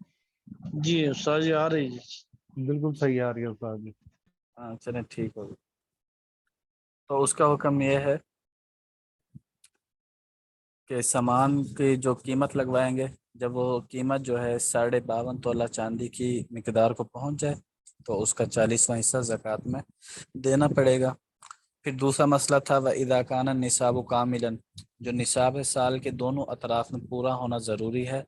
साल के दरमियान में अगर निसाब कम भी हो जाए तो कम होने की वजह से वो साल दोबारा शुरू नहीं होगा बल्कि साल आपका चलता रहेगा। हाँ, अगर आपके पास माल बिल्कुल ही ख़त्म हो गया, कुछ भी बाकी नहीं बचा, बिल्कुल मुफलिस हो गए, तो उस सूरत में आपका वो साल ख़त्म हो जाएगा। तो साल उस्ताद के जी शुरू इधर ना एक कंफ्यूजन है, जरा ये भी बताइएगा कि जी एक शख्स है जिसने मतलब अभी तिजारत शुरू की, लेकिन जी अब वो ये करता है कि अगर मिसाल है उसके ऊपर 20,000 रुपये उसकी मिसाल है अगर ज़कात बनती है, जितनी जी मतलब उसने अपना हिसाब किताब किया देखा तो 20,000 रुपये उसका 2.5% के हिसाब से निकल आया।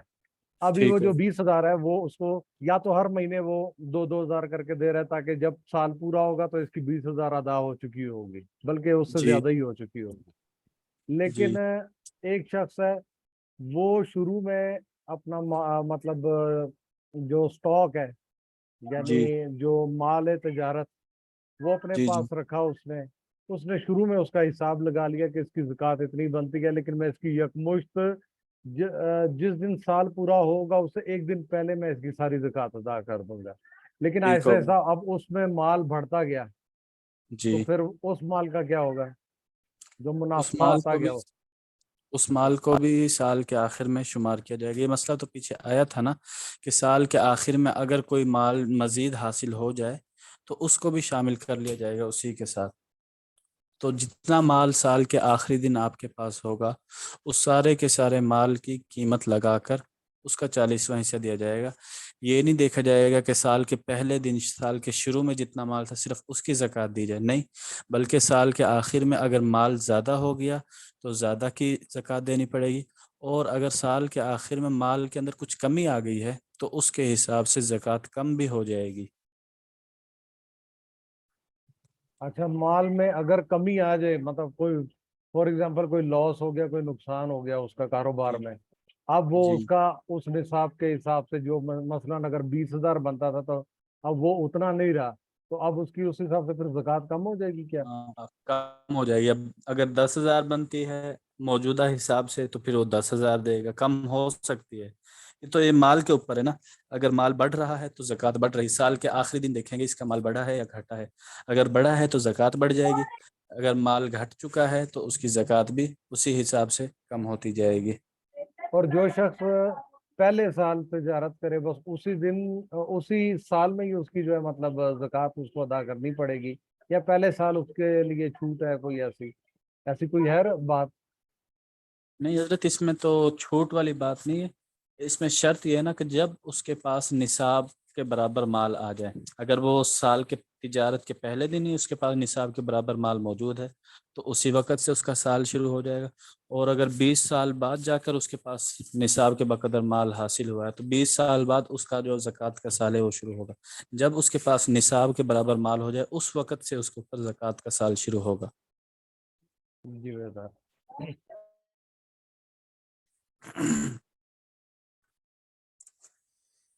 जी, आज हमने जो पढ़ना है वयुज़म्मु क़ीमतुल उरूज़ि इला ज़हबी वल फ़िज़्ज़ति व कज़ालिका युज़म्मु ज़हबु इलल फ़िज़्ज़ति बिल क़ीमति हत्ता यतीम निसाब इंद अबी हनीफ़ा रहिमहुल्लाह व क़ाला ला यज़म्मु ज़हबु इलल फ़िज़्ज़ा बिल क़ीमा व युज़म्मु बिल अज्ज़ा।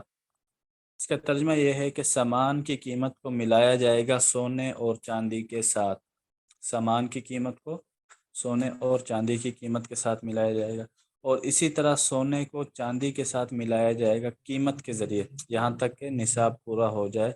ये हुक्म है इमाम अबू हनीफ़ा रहमतुल्लाह अलैह के नज़दीक।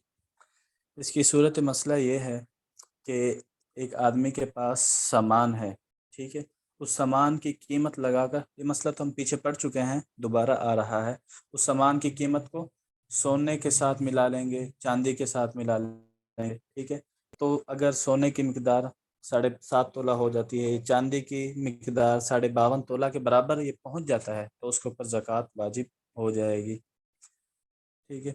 और इसी तरह अगर किसी के पास सोना है, कुछ चांदी है, कुछ सोना है, ठीक है, तो उसका हुक्म यह है युज़म्मु ज़हबु इल फ़िज़्ज़ा, तो सोने को चांदी के साथ मिला दिया जाएगा कीमत के साथ, यानी सोने की कीमत लगवाई जाएगी, उस कीमत के एतबार से उसको चांदी के साथ मिला दिया जाएगा। अगर दोनों मिलकर 52.5 तोला चांदी के बराबर हो जाते हैं तो उसके ऊपर ज़कात का हुक्म लगा दिया जाएगा, ज़कात वाजिब हो जाएगी।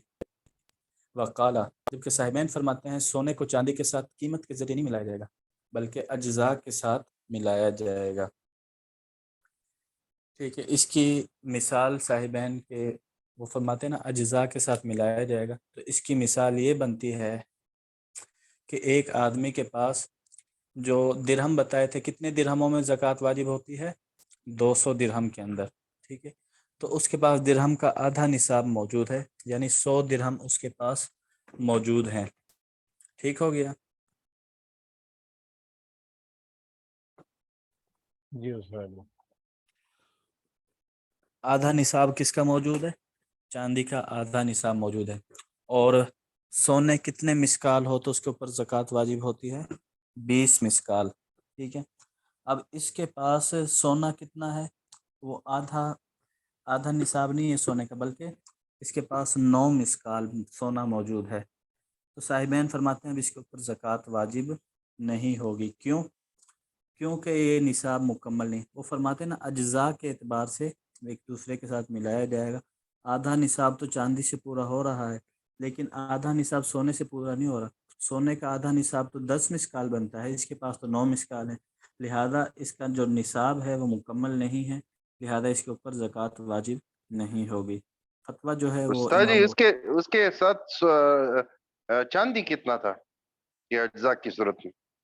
चांदी 200 दिरहम पर उसके पास जो ज़कात वाजिब होती है वो 200 दिरहम पर वाजिब होती है। उसके पास 100 दिरहम थे, आधा निसाब चांदी की मौजूद था। लेकिन जो सोने का निसाब है वो आधा निसाब नहीं था, बल्कि उससे थोड़ा कम था, 9 मिसकाल था। ठीक है, तो उस पर ज़कात वाजिब नहीं होगी। इमाम अबू हनीफा रहमतुल्लाह अलैह उस्ताद जी फरमाते ये अगर 100 दिरहम और 9 मिसकाल मिला दिए जाए और फिर सोने की कीमत के मुताबिक आ जाए, उसके बराबर आ जाए, तो फिर क्यों नहीं होता ज़कात इस तरह, इस सूरत में?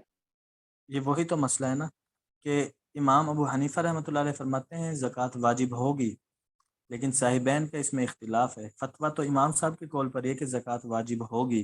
कीमत लगाएंगे 9 मिसकाल सोने की, ठीक है, उधर से 100 दिरहम जो हैं उनकी कीमत लगाएंगे और 52.5 तोला चांदी का निसाब मुकम्मल करेंगे। लेकिन साहिबैन फरमाते हैं कीमत के साथ नहीं मिलाएंगे, बल्कि अज्जा देखेंगे कि आधा निसाब अगर दिरहम से पूरा हो रहा है तो सोने का भी आधा निसाब होना ज़रूरी है। लेकिन फतवा जो है वो इमाम अबू हनीफा रहमतुल्लाह अलैह के कौल पर है।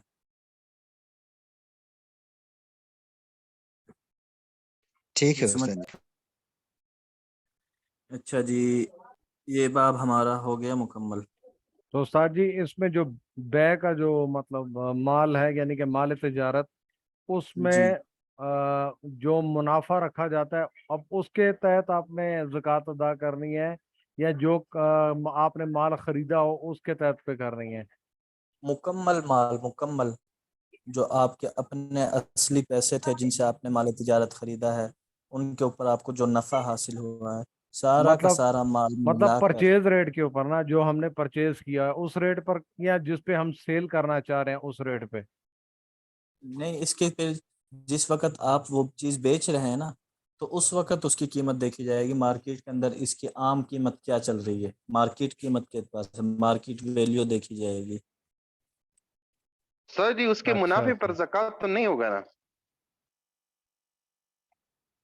ज़कात मुनाफे मिक्स मिला लिया जाएगा ना, मुनाफे को भी।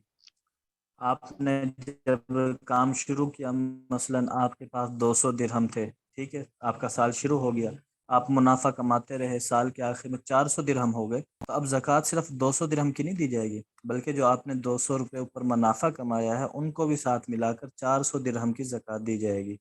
जो ज़कात है ये असल माल पर वाजिब होती है और आपने जो नफ़ा हासिल किया है उस पर भी वाजिब होती है। लेकिन उस्ताद उस्ताद जी जी अक्सर इस तरह होता है ना कि जो आप तिजारत के अंदर आपका लेन देन में बार्गेनिंग बहुत ज्यादा चलती है, जी तो जी वो कभी भी आपकी एक मतलब कांस्टेंट आपकी वो कीमत नहीं रहती, बल्कि वो वेरिएबल हो जाती है। कभी आपको कस्टमर उस पर बहुत ज्यादा बार्गेन करता है कि जी ये कम करें, तो अब तो उसमें आपका मुनाफा भी खत्म हो जाता है। तो इस हवाले से आप क्या कहेंगे कि फिर भी हमें उसी रेट पर ही ज़कात देनी पड़ेगी जो कि हमने मुकर्रर किया हुआ था? इस तरह तो नहीं नुकसान। हजरत, इसमें ना मार्केट के अंदर देखा जाएगा कि इस चीज़ का मार्केट के अंदर उमूमी रेट क्या चल रहा है। मसलन एक चीज़ का रेट है, आपकी दुकान पे वो चीज़ रखी हुई है, आप चाहते हैं कि मैं इसको बेचूं 2000 में, ठीक है, लेकिन जो लोग आते हैं आम तौर पर वो 1500 तक वो चीज़ ख़रीद लेते हैं, ठीक है, तो 1500 रुपये उसकी मार्केट वैल्यू समझी जाएगी, वो चीज़ 1500 की शुमार की जाएगी, 2000 की शुमार नहीं की जाएगी। उस्ताद जी जी आजकल तो ये जो तिजारत करते हैं ना, उसमें हुकूमत भी टैक्स मांगती है आपसे साल के एंड में, ज़कात भी होता है, सूबाई हुकूमत अलहदा टैक्स मांगती है। ٹاؤن والے علیحدہ ٹیکس مانتے ہیں، تو اس صورت میں کوئی چھوٹ نہیں دی جاتی اس کو دکاندار کو، کیونکہ منافع تو پھر رہتا ہی نہیں ہے۔ چھوٹ دی جاتی ہے نا، اس صورت میں یہ ہوگا کہ جب وہ اپنے سارے مال کی قیمت لگوا لے گا، ٹھیک ہے، تو اس کے بعد جو اس نے حکومت کو ٹیکس ادا کرنا ہے، جتنا بھی ٹیکس بنتا ہے وہ ٹیکس نکال لے گا، ٹھیک ہے، اس کے بعد جو باقی رقم بچے گی اس کی زکوٰۃ اس کو دینی پڑے گی۔ اسی طرح اگر کسی کا قرضہ آپ نے دینا ہے، وہ قرضہ بھی آپ نکال دیں گے، قرضہ نکالنے کے بعد بھی اگر آپ کے پاس نصاب سے زائد مال موجود ہے یا نصاب کے بقدر مال موجود ہے، پھر زکوٰۃ واجب ہوگی۔ اگر قرضہ نکال کر حکومت کا ٹیکس نکال کر آپ کا مال نصاب سے کم ہو جاتا ہے تو پھر زکوٰۃ واجب نہیں رہتی، پھر زکوٰۃ ختم ہو جاتی ہے۔ اسی طرح آپ نے اگر کسی اور سے قرضہ وصول کرنا ہے تو اس قرضے کو بھی ملایا جائے گا، ٹھیک ہے، آپ اس قرضے کو بھی اپنا مال شمار کریں گے، اپنا مال شمار کر کے اس کی بھی زکوٰۃ ادا کرنی پڑے گی۔ ٹھیک ہے سمجھ آ گئی؟ جی جی جی استاد۔ استاد جی اور قرضہ نہیں ہے اگر، تو مطلب اگر قرضہ آپ کا لوگوں کے اوپر ہے، مطلب آپ کو وصول نہیں ہوا ہے، تو پھر وہ زکوٰۃ کے باب میں نہیں آئے گی؟ نہیں حضرت، اس میں یہ ہے نا کہ اگر آپ کو امید ہے کہ یہ قرضہ مجھے مل جائے گا، پھر تو آپ نے اس کی بھی زکوٰۃ ادا کرنی ہے، اگرچہ وہ آپ کے پاس موجود نہیں ہے، لوگوں کے ذمہ ہیں ابھی، وہ آپ کو 1 مہینے بعد دیں، 2 مہینے بعد، 6 مہینے بعد، سال بعد دیں، لیکن وہ مال تو چونکہ آپ کا ہے، ٹھیک ہے، تو اس کی زکوٰۃ آپ کو دینی پڑے گی۔ اگر کوئی قرضہ ایسا ہے جس کی آپ کو امید ہی نہیں ہے کہ مجھے ملے گا یا نہیں ملے گا، آپ امید ہار چکے ہیں، تو ایسا قرضہ تو اس کی زکوٰۃ آپ نہیں دیں گے۔ جس کا آپ کو امید ہے، یقین ہے کہ یہ قرضہ مجھے مل جائے گا، تو اس کی زکوٰۃ دینی پڑے گی۔ اچھا جی، جزاکم اللہ۔ استاد جی ایک سوال پوچھنا، استاد جی ایک قرضہ جس کو بندے کو امید نہ ہو کہ واپس شاید مشکل ہی ملے، مطلب 50-50 چانس ہو، تو وہ اگر اس کو مل جائے، آس لگ جائے کہ 2 مہینے بعد اب مجھے ملنے والا ہے، کچھ عرصے بعد اس کو امید لگ جائے گا اب مل جائے گا، تو اس کے اوپر اگر 2-3 سال گزرے ہوئے ہوں تو اس کے اوپر بھی پیچھے 2-3 سال کی زکوٰۃ دینی پڑے گی؟ اگر اس میں یہ دیکھا جائے گا نا پچھلے 2-3 سال اس کو امید تھی ملنے کی یا امید نہیں تھی۔ اگر امید ملنے کی نہیں تھی، یہ اچانک ہی کوئی ایسا سبب بن گیا ہے، پہلے امید نہیں تھی، تو پھر پچھلے سالوں کی زکوٰۃ واجب نہیں ہوگی۔ اگر شروع سے ہی اس کو امید تھی کہ مجھے مل جائے گی، 2 سال بعد مل جائے گا یہ قرضہ، 5 سال بعد مل جائے گا، پھر پچھلے سالوں کی بھی زکوٰۃ ادا کرنی پڑے گی۔ ٹھیک ہے جزاک اللہ۔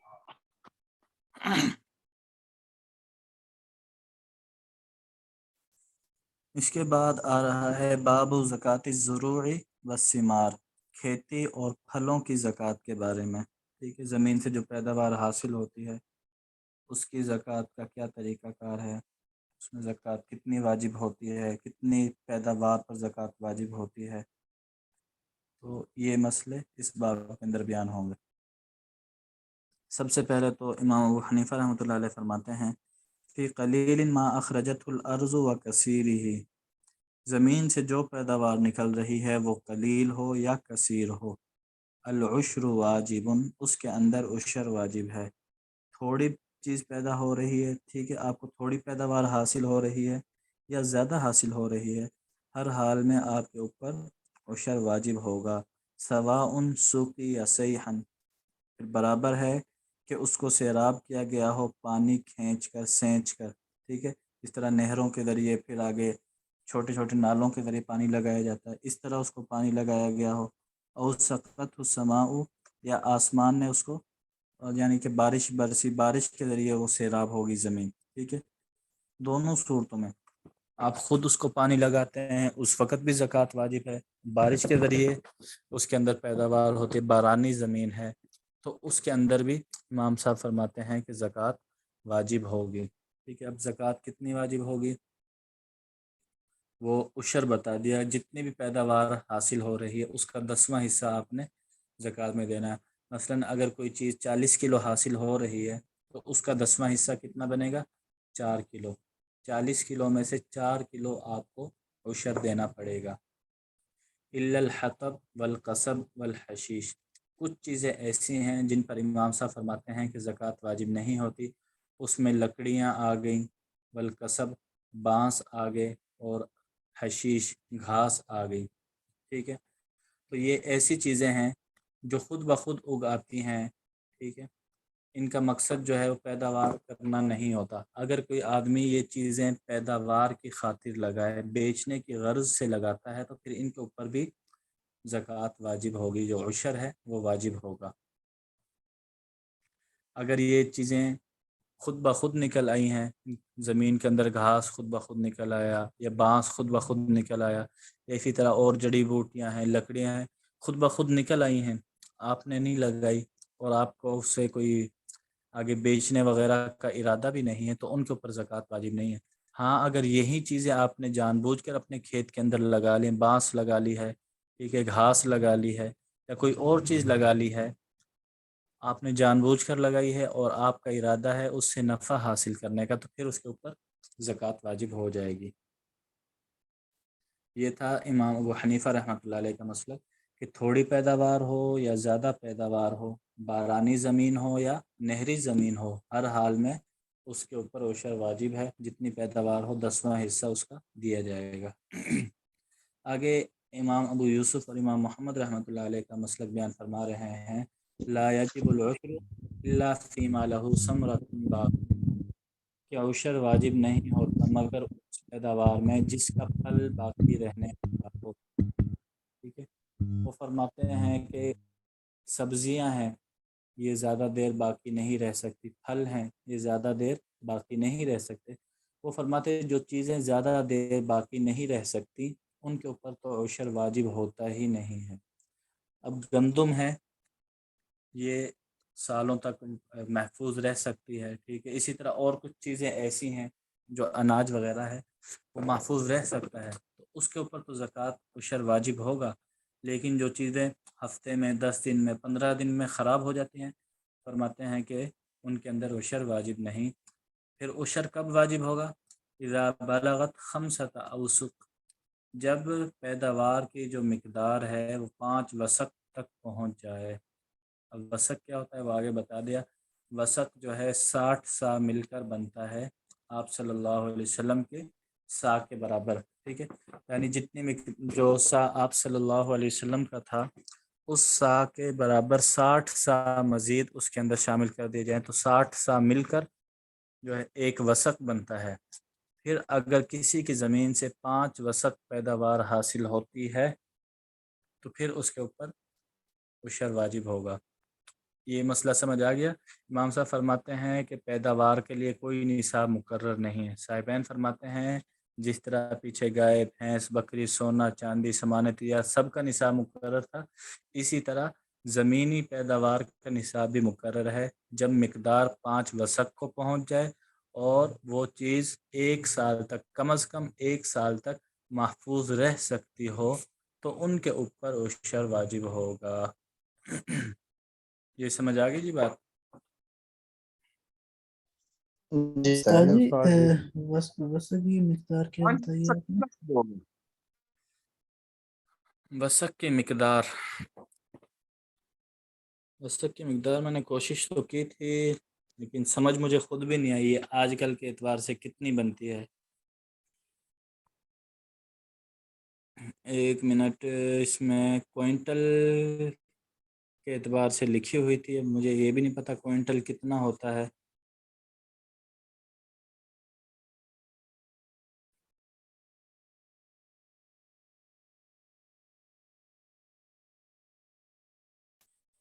پانچ وسق کی مقدار موجودہ زمانہ میں 9 کوئنٹل 44 کلو گرام۔ کوئنٹل معلوم ہے کسی کو کتنے اس میں کیا ہوتا ہے؟ سر جی سنا ہے لیکن معلوم نہیں ہے۔ بس معلوم تو مجھے بھی نہیں ہے۔ جو ہمارے ہاں عام طور پر وزن چلتا ہے کلو ہوتا ہے، اس کے بعد من آ جاتا ہے۔ میرے خیال میں 200 من مل کر 1 کوئنٹل بنتا ہے جہاں تک میرا خیال ہے، ٹھیک ہے۔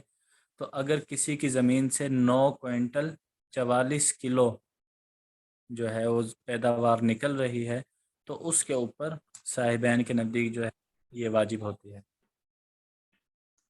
44 کلو یا 88 کلو استاد جی؟ 44 کلو 9 استاد محترم ایک کوئنٹل جو ہے وہ تقریباً 100 کے جی کے برابر ہوتے جی، میں نے ابھی نیٹ پہ چیک کیے جی۔ 100 کے جی کے برابر یعنی 1.5 من۔ جی گوگل پہ سرچ کیے تو وہ کہہ رہے کہ ایک کوئنٹل جو ہے وہ 100 کے جی کے برابر ہوتے ہیں جی۔ چلیں پھر تو باقی حساب ساتھی بھی چیک سیدھا کر لیجیے گا۔ تو 5 وسط کی جو مقدار بن جائے گی وہ تقریباً 945 کلو، ٹھیک ہے۔ اگر کسی کی زمین سے 945 کلو پیداوار حاصل ہو رہی ہے تو اس کے اوپر پھر عشر واجب ہو جائے گا۔ جی جی جی میرے پاس جو کتاب ہے اس میں 1 کوئنٹل 88 کلو 956 گرام 800 ملی گرام کے برابر ہوتا ہے۔ یہ بس اب مختلف ہیں، اب کیا کر سکتے ہیں، ان کے بارے میں ہمیں بھی اتنے زیادہ وہ معلومات نہیں ہیں۔ ان کی معلومات تو ان کو ہوگی نا جن کے کاروبار ہیں، باہر سے وہ سامان منگواتے ہیں، تو باہر سے جو سامان آتا ہے نا وہ سامان پھر کوئنٹل کے حساب سے آتا ہے، اس کے جو وزن ہوتے ہیں وہ کوئنٹل کے حساب سے کیے جاتے ہیں۔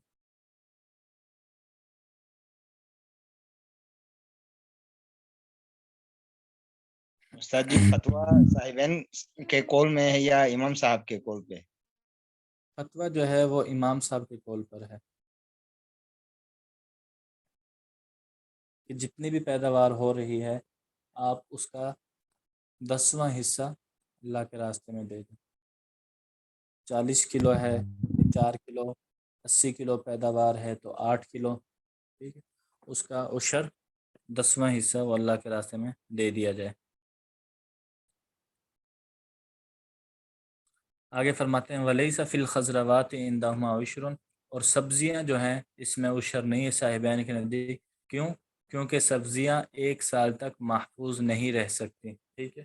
ہاں اگر کوئی دوائی وغیرہ لگا کر اس طرح ان کو اگر محفوظ کیا جائے پھر بھی میرے خیال میں 1 سال تک یہ محفوظ نہیں رہ سکتی، ٹھیک ہے۔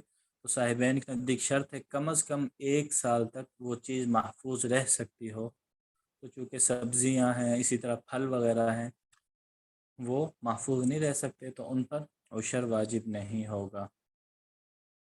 یہ سمجھ آ گئی جی؟ باقی انشاءاللہ ہم آگے کل پڑھ لیں گے، وقت مکمل ہو گیا۔ السلام علیکم ورحمۃ اللہ وبرکاتہ۔ وعلیکم السلام ورحمۃ اللہ وبرکاتہ۔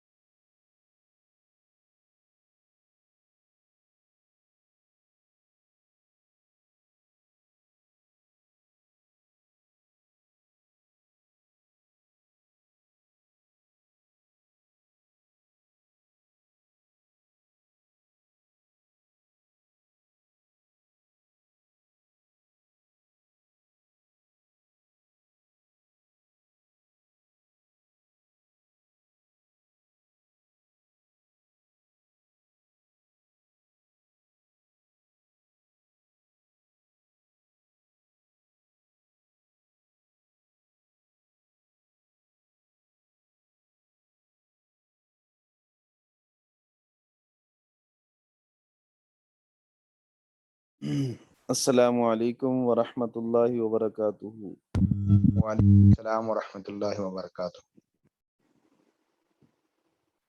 کیسے حضرات، آپ فارغ بیٹھے ہیں، کوئی ذکر اذکار میں نہیں لگے ہوئے؟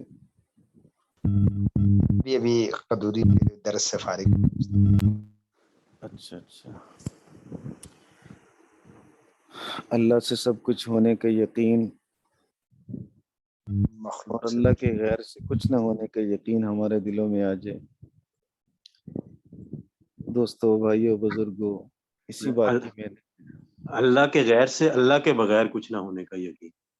جی جی، غلطی ہو گئی جی ہم سے۔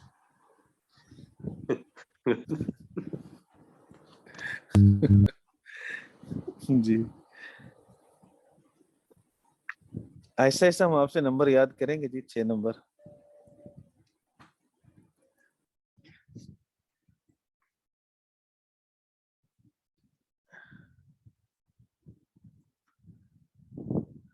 اچھا جی،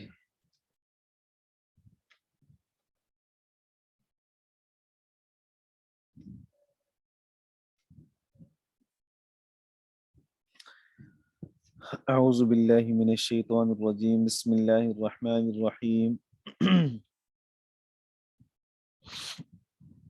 اللہ وَيَسْأَلُونَكَ عَنِ الرُّوحِ، وہ آپ سے روح کے بارے میں پوچھتے ہیں۔ قُلِ الرُّوحُ مِنْ أَمْرِ رَبِّي، فرما دیجئے کہ روح میرے رب کا حکم ہے۔ وَمَا أُوتِيتُم مِّنَ الْعِلْمِ إِلَّا قَلِيلًا، تم نہیں دیے گئے ہو علم مگر تھوڑا سا۔ مولانا، 2 طرح کی روایات ہیں۔ ایک تو یہ کہ نبی پاک صلی اللہ علیہ وسلم گزر رہے تھے اور یہود نے آپ سے سوال کیا اور اللہ کے رسول وہیں لاٹھی کا سہارا لے کر کچھ دیر رکے، تو سیدنا عبداللہ بن مسعود فرماتے ہیں کہ میں سمجھ گیا کہ اب اللہ کے رسول پر وحی آ رہی ہے، تو پوچھا اللہ کے رسول سے روح کے بارے میں کیا تھا، تو آپ پر وحی نازل ہوئی اور آپ صلی اللہ علیہ وسلم نے ارشاد فرمایا قل الروح من امر ربی، روح میرے رب کا حکم ہے۔ سیدنا عبداللہ بن عباس رضی اللہ تعالیٰ فرماتے ہیں کہ مشرکین مکہ کا ایک وفد یہود کے پاس گیا اور یہود نے پھر یہود سے جا کے پوچھا کہ تم صاحب علم ہو، ہماری رہنمائی کرو، ہم کچھ سوال کریں محمد صلی اللہ علیہ وسلم سے تاکہ ہمیں پتہ چلے کہ حق کیا ہے باطل کیا ہے۔ انہوں نے کہا 3 سوال جا کے کرو، اگر تینوں کے جواب دیں تو پھر وہ سچے نبی نہیں ہیں، اور اگر بعض کا جواب دیں اور بعض کے بارے میں خاموشی اختیار کریں تو پھر سمجھ لو کہ وہ اللہ کے نبی ہیں۔ سوال کیا ہے؟ سوال 3 یہ ہے کہ روح کے بارے میں پوچھو، اصحاب کہف کے بارے میں اور ذوالقرنین کے بارے میں۔ پھر ان 2 کا قصہ تفصیل کے ساتھ سورہ کہف میں اللہ تعالیٰ نے نازل فرمایا، اور روح کے بارے میں یہاں قرآن پاک میں سورہ بنی اسرائیل کے اندر خاموشی سمجھ لیں، کیونکہ اجمالی سا جواب ہے، جواب کی طرف التفات ہی نہیں کیا گیا، بلکہ یہ کہا گیا کہ میرے رب کا حکم ہے بس۔ روح کی حقیقت کیا ہے، کیا کرتی ہے، کیسے جسم میں رہتی ہے، اور اس کو کیا اس کے ساتھ معاملہ ہوتا ہے، اس کے بارے میں کوئی بحث نہیں کی گئی۔ تو جب اللہ کے رسول صلی اللہ علیہ وسلم نے یہ جواب دیا تو اس سے انہیں خفت ہوئی، ندامت ہوئی کہ منہ کی کھانی پڑی ہمیں۔ دوسری بات یہ کہ یہاں روح سے مراد کیا ہے؟ قل الروح من امر ربی یسألونک عن الروح، ایک قول اس میں یہ ہے کہ اس سے مراد قرآن کریم ہے، اس لیے کہ قرآن کریم بھی ایمانی زندگی کی روح ہے، اور اس سے پہلے والی آیات میں اللہ تعالیٰ خود فرما چکا ہے وَنُنَزِّلُ مِنَ الْقُرْآنِ مَا هُوَ شِفَاءٌ وَرَحْمَةٌ لِّلْمُؤْمِنِينَ وَلَا يَزِيدُ الظَّالِمِينَ إِلَّا خَسَارًا۔ اسی روح کے بارے میں پوچھا گیا کہ وہ قرآن ہے کیا چیز، تو جواب دیا گیا میرے رب کا حکم ہے۔ دوسرا قول بعض مفسرین کا یہ ہے، ان میں سیدنا عبداللہ بن عباس بھی ہیں، وہ فرماتے ہیں کہ روح سے مراد سید الملائکہ سیدنا جبرائیل علیہ السلام ہے۔ اللہ خود فرماتا ہے نزل به الروح الامین وکذالک اوحینا الیک روحا من امرنا، تو اللہ تعالیٰ نے قرآن پاک میں سید الملائکہ سیدنا جبرائیل علیہ السلام کو روح سے تعبیر کیا ہے، لہٰذا پوچھا گیا کہ وہ روح ہے کیا چیز، نزل به الروح الامین، جو روح الامین اس کو لے کر آئے وہ روح کیا ہے؟ تو اس کے جواب میں فرمایا قل الروح من امر ربی، تو تم اس روح کی حقیقت تک نہیں پہنچ سکتے، بس یہ سمجھ لو کہ وہ اللہ کے حکم سے آتا ہے، بس تم پوچھتے ہو اس کی حقیقت کیا ہے، تمہاری عقل اتنی ہے ہی نہیں کہ تم اس کی حقیقت کو جان سکو، بس اتنا ہے کہ وہ اللہ کے حکم سے آتا ہے۔ تیسرا قول جو راجح ہے، راجح قول یہ ہے کہ اس آیت مبارکہ میں روح سے مراد وہ روح ہے جو حیوان کے جسم میں ہوتی ہے، ہم انسانوں کے جسم میں ہے، جانداروں کے جسم میں ہے۔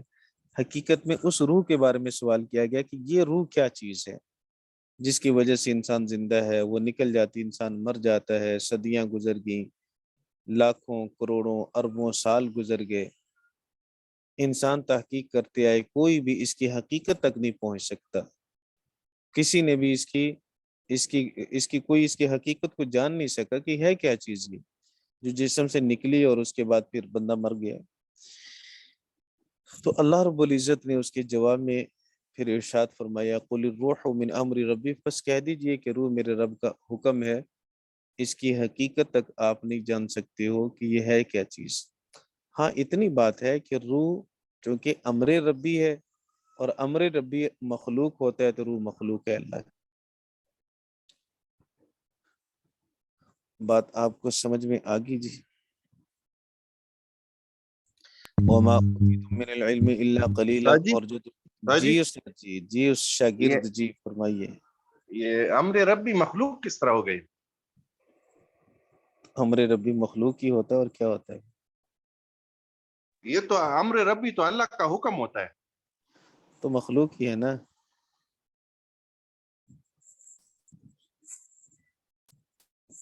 امر ربی مخلوق ہی ہے نا اللہ کی، جو اللہ نے حکم دیا۔ مخلوق تو وہ ہوتی ہے جس کے اندر روح ہو۔ اچھا، تو پتھر مخلوق نہیں ہے، پانی مخلوق نہیں ہے؟ سر جی ایک سوال میرے بھی ذہن میں آ رہا ہے، جی اگر اجازت دیں۔ جی جی یہ مامون رشید کے دور میں ایک عقائد آیا تھا معتزلی، تو یہ بھی جی قرآن کو مخلوق نہیں کہتے وہ تھے۔ نہیں ہم قرآن کو مخلوق نہیں کہہ رہے، قرآن تو اللہ کی صفت ہے، اس کے لیے جی تو حضرت امام احمد بن حنبل نے کوڑے کھائے ہیں۔ جی جی جی قرآن پاک تو اللہ کی صفت ہے، یہ جو روح ہمارے جسم کے اندر ہے اس کے بارے میں کہا جا رہا ہے، وہ اللہ کی مخلوق ہے، اس کو تعبیر اس بات سے کیا گیا کہ وہ اللہ کے حکم سے ہے بس، لیکن وہ ہے اللہ رب العزت کی مخلوق ہے۔ باقی قرآن پاک تو اللہ کی صفت ہے، اس کے بارے میں تو امت کا طے شدہ ہے عقیدہ، اسی لیے تو یہ باقی ہے، ختم نہیں ہوگا، اسی لیے تو اس میں تغیر اور تبدل نہیں ہو سکتا کہ اللہ کی صفت ہے۔ استاد جی جی استاد جی فرمائیے۔ استاد جی پھر ہم مخلوق میں اور اس میں اللہ تعالیٰ کی صفت میں پھر ہم فرق کس طرح کریں گے کہ یہ چیز مخلوق ہے اور یہ چیز صفت ہوگی؟ بھائی قرآن اللہ کی صفت ہے، کلام اللہ ہے نا، کلام متکلم کی صفت ہے، باقی تو ساری چیزیں اللہ کی مخلوق ہے۔ صحیح۔ قرآن کریم اللہ کا کلام ہے، کلام متکلم کی صفت ہوتا ہے۔ صحیح ٹھیک ہے، لیکن یہ نقوش تو اللہ کی مخلوق ہے نا جو آپ کے سامنے ہے، یہ نقوش تو اس کلام پہ دلالت کر رہے ہیں۔ جی تو کلام اللہ رب العزت کی صفت ہے اور اللہ باقی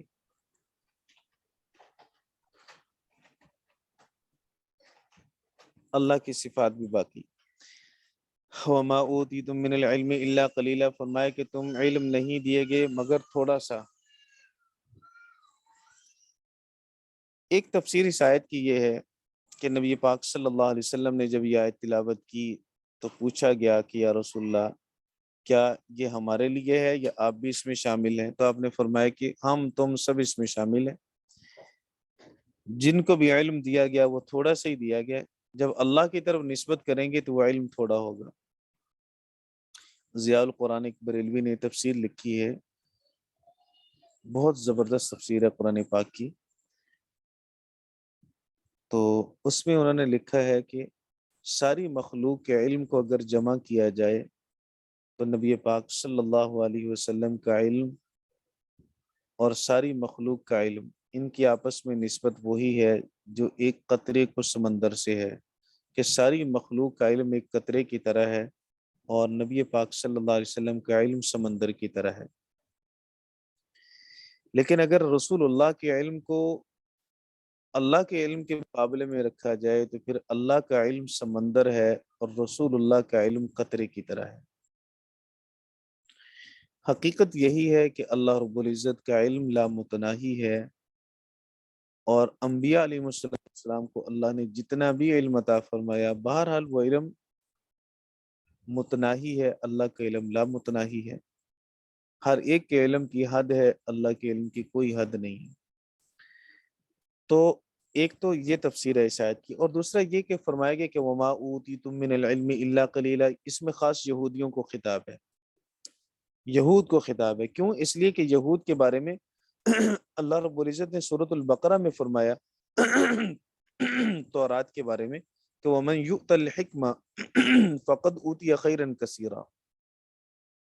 تو یہود کہتے تھے تمہارے قرآن کے اندر ہے کہ جس کو حکمت سے مراد تورات، جس کو تورات دے دی گئی فقد اوتی خیرا کثیرا، اسے خیر کثیر دے دیا گیا۔ حکمت سے مراد ویسے اور معنی بھی لیے گئے، سنت بھی لیا گیا، اور حکمت سے مطلق دنائی بھی مراد لی گئی۔ تو جسے حکمت دے دی گئی اسے خیر کثیر دے دی گئی، لہٰذا ہمیں تو اللہ نے خیر کثیر دی ہوئی ہے، تورات کا علم دیا جس میں حکمت ہے، اور قرآن کریم کہہ رہا ہے جسے حکمت دے دی گئی اسے خیر کثیر دے دیا گیا، لہٰذا ہمیں خیر کثیر دے دی گئی۔ تو اس کے لیے اللہ تعالیٰ نے فرمایا کہ جو تمہیں خیر کثیر حکمت کی صورت میں دی گئی ہے وہ تو بڑی تھوڑی سی ہے بھائی، وما اوتیتم من العلم الا قلیلا، تم نہیں علم دیے گئے مگر بہت تھوڑا سا۔ پھر اللہ رب العزت نے مخاطب کیا نبی پاک صلی اللہ علیہ وسلم کو، لیکن تنبیہ ہے پوری امت کو، مخاطب کیا اللہ کے رسول صلی اللہ علیہ وسلم کو اور تنبیہ کی امت کو، اور یہ فرمائی کہ تم علم کو اپنی ذاتی شان نہ سمجھو، ذاتی کمال نہ سمجھو علم کو، بلکہ یہ اللہ کی عطا ہے۔ وَلَئِن شِئْنَا، اگر ہم چاہیں، لَنَذْهَبَنَّ بِالَّذِي أَوْحَيْنَا إِلَيْكَ، ہم لے جائیں اس کو جو ہم نے آپ کی طرف وحی کیا۔ یہ کاف ضمیر کا مخاطب پیارے آقا صلی اللہ علیہ وسلم ہے، سنایا کو جا رہا ہے کہ علم کو اپنی جاگیر مت سمجھو، علم کو اپنا ذاتی کمال مت سمجھو، اگر اللہ چاہے تو تمہارے دلوں سے، تمہارے صحیفوں سے، تمہارے کتابوں سے اللہ سب کچھ نقوش اٹھا لے، تمہارے سینوں سے اللہ علم اٹھا لے، وحی کا، وہی تو اللہ کی طرف سے ہے، اور اللہ رب العزت نے وحی کے ذریعے تمہیں علم دیا، اس میں تمہارا کیا کمال ہے؟ یہ تو کمال الہی ہے، اللہ رب العزت کا کمال ہے، اس کی عظمت ہے کہ اس نے تمہیں یہ علم عطا فرمایا۔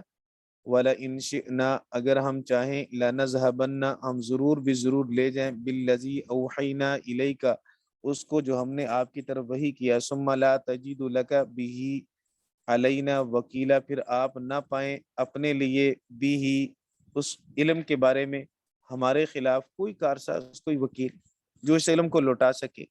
جب ہم اٹھا لیں گے تو ہم آپ کے سینوں سے جب علم کو نکالیں گے تو کوئی واپس لوٹانے والا نہیں ہے۔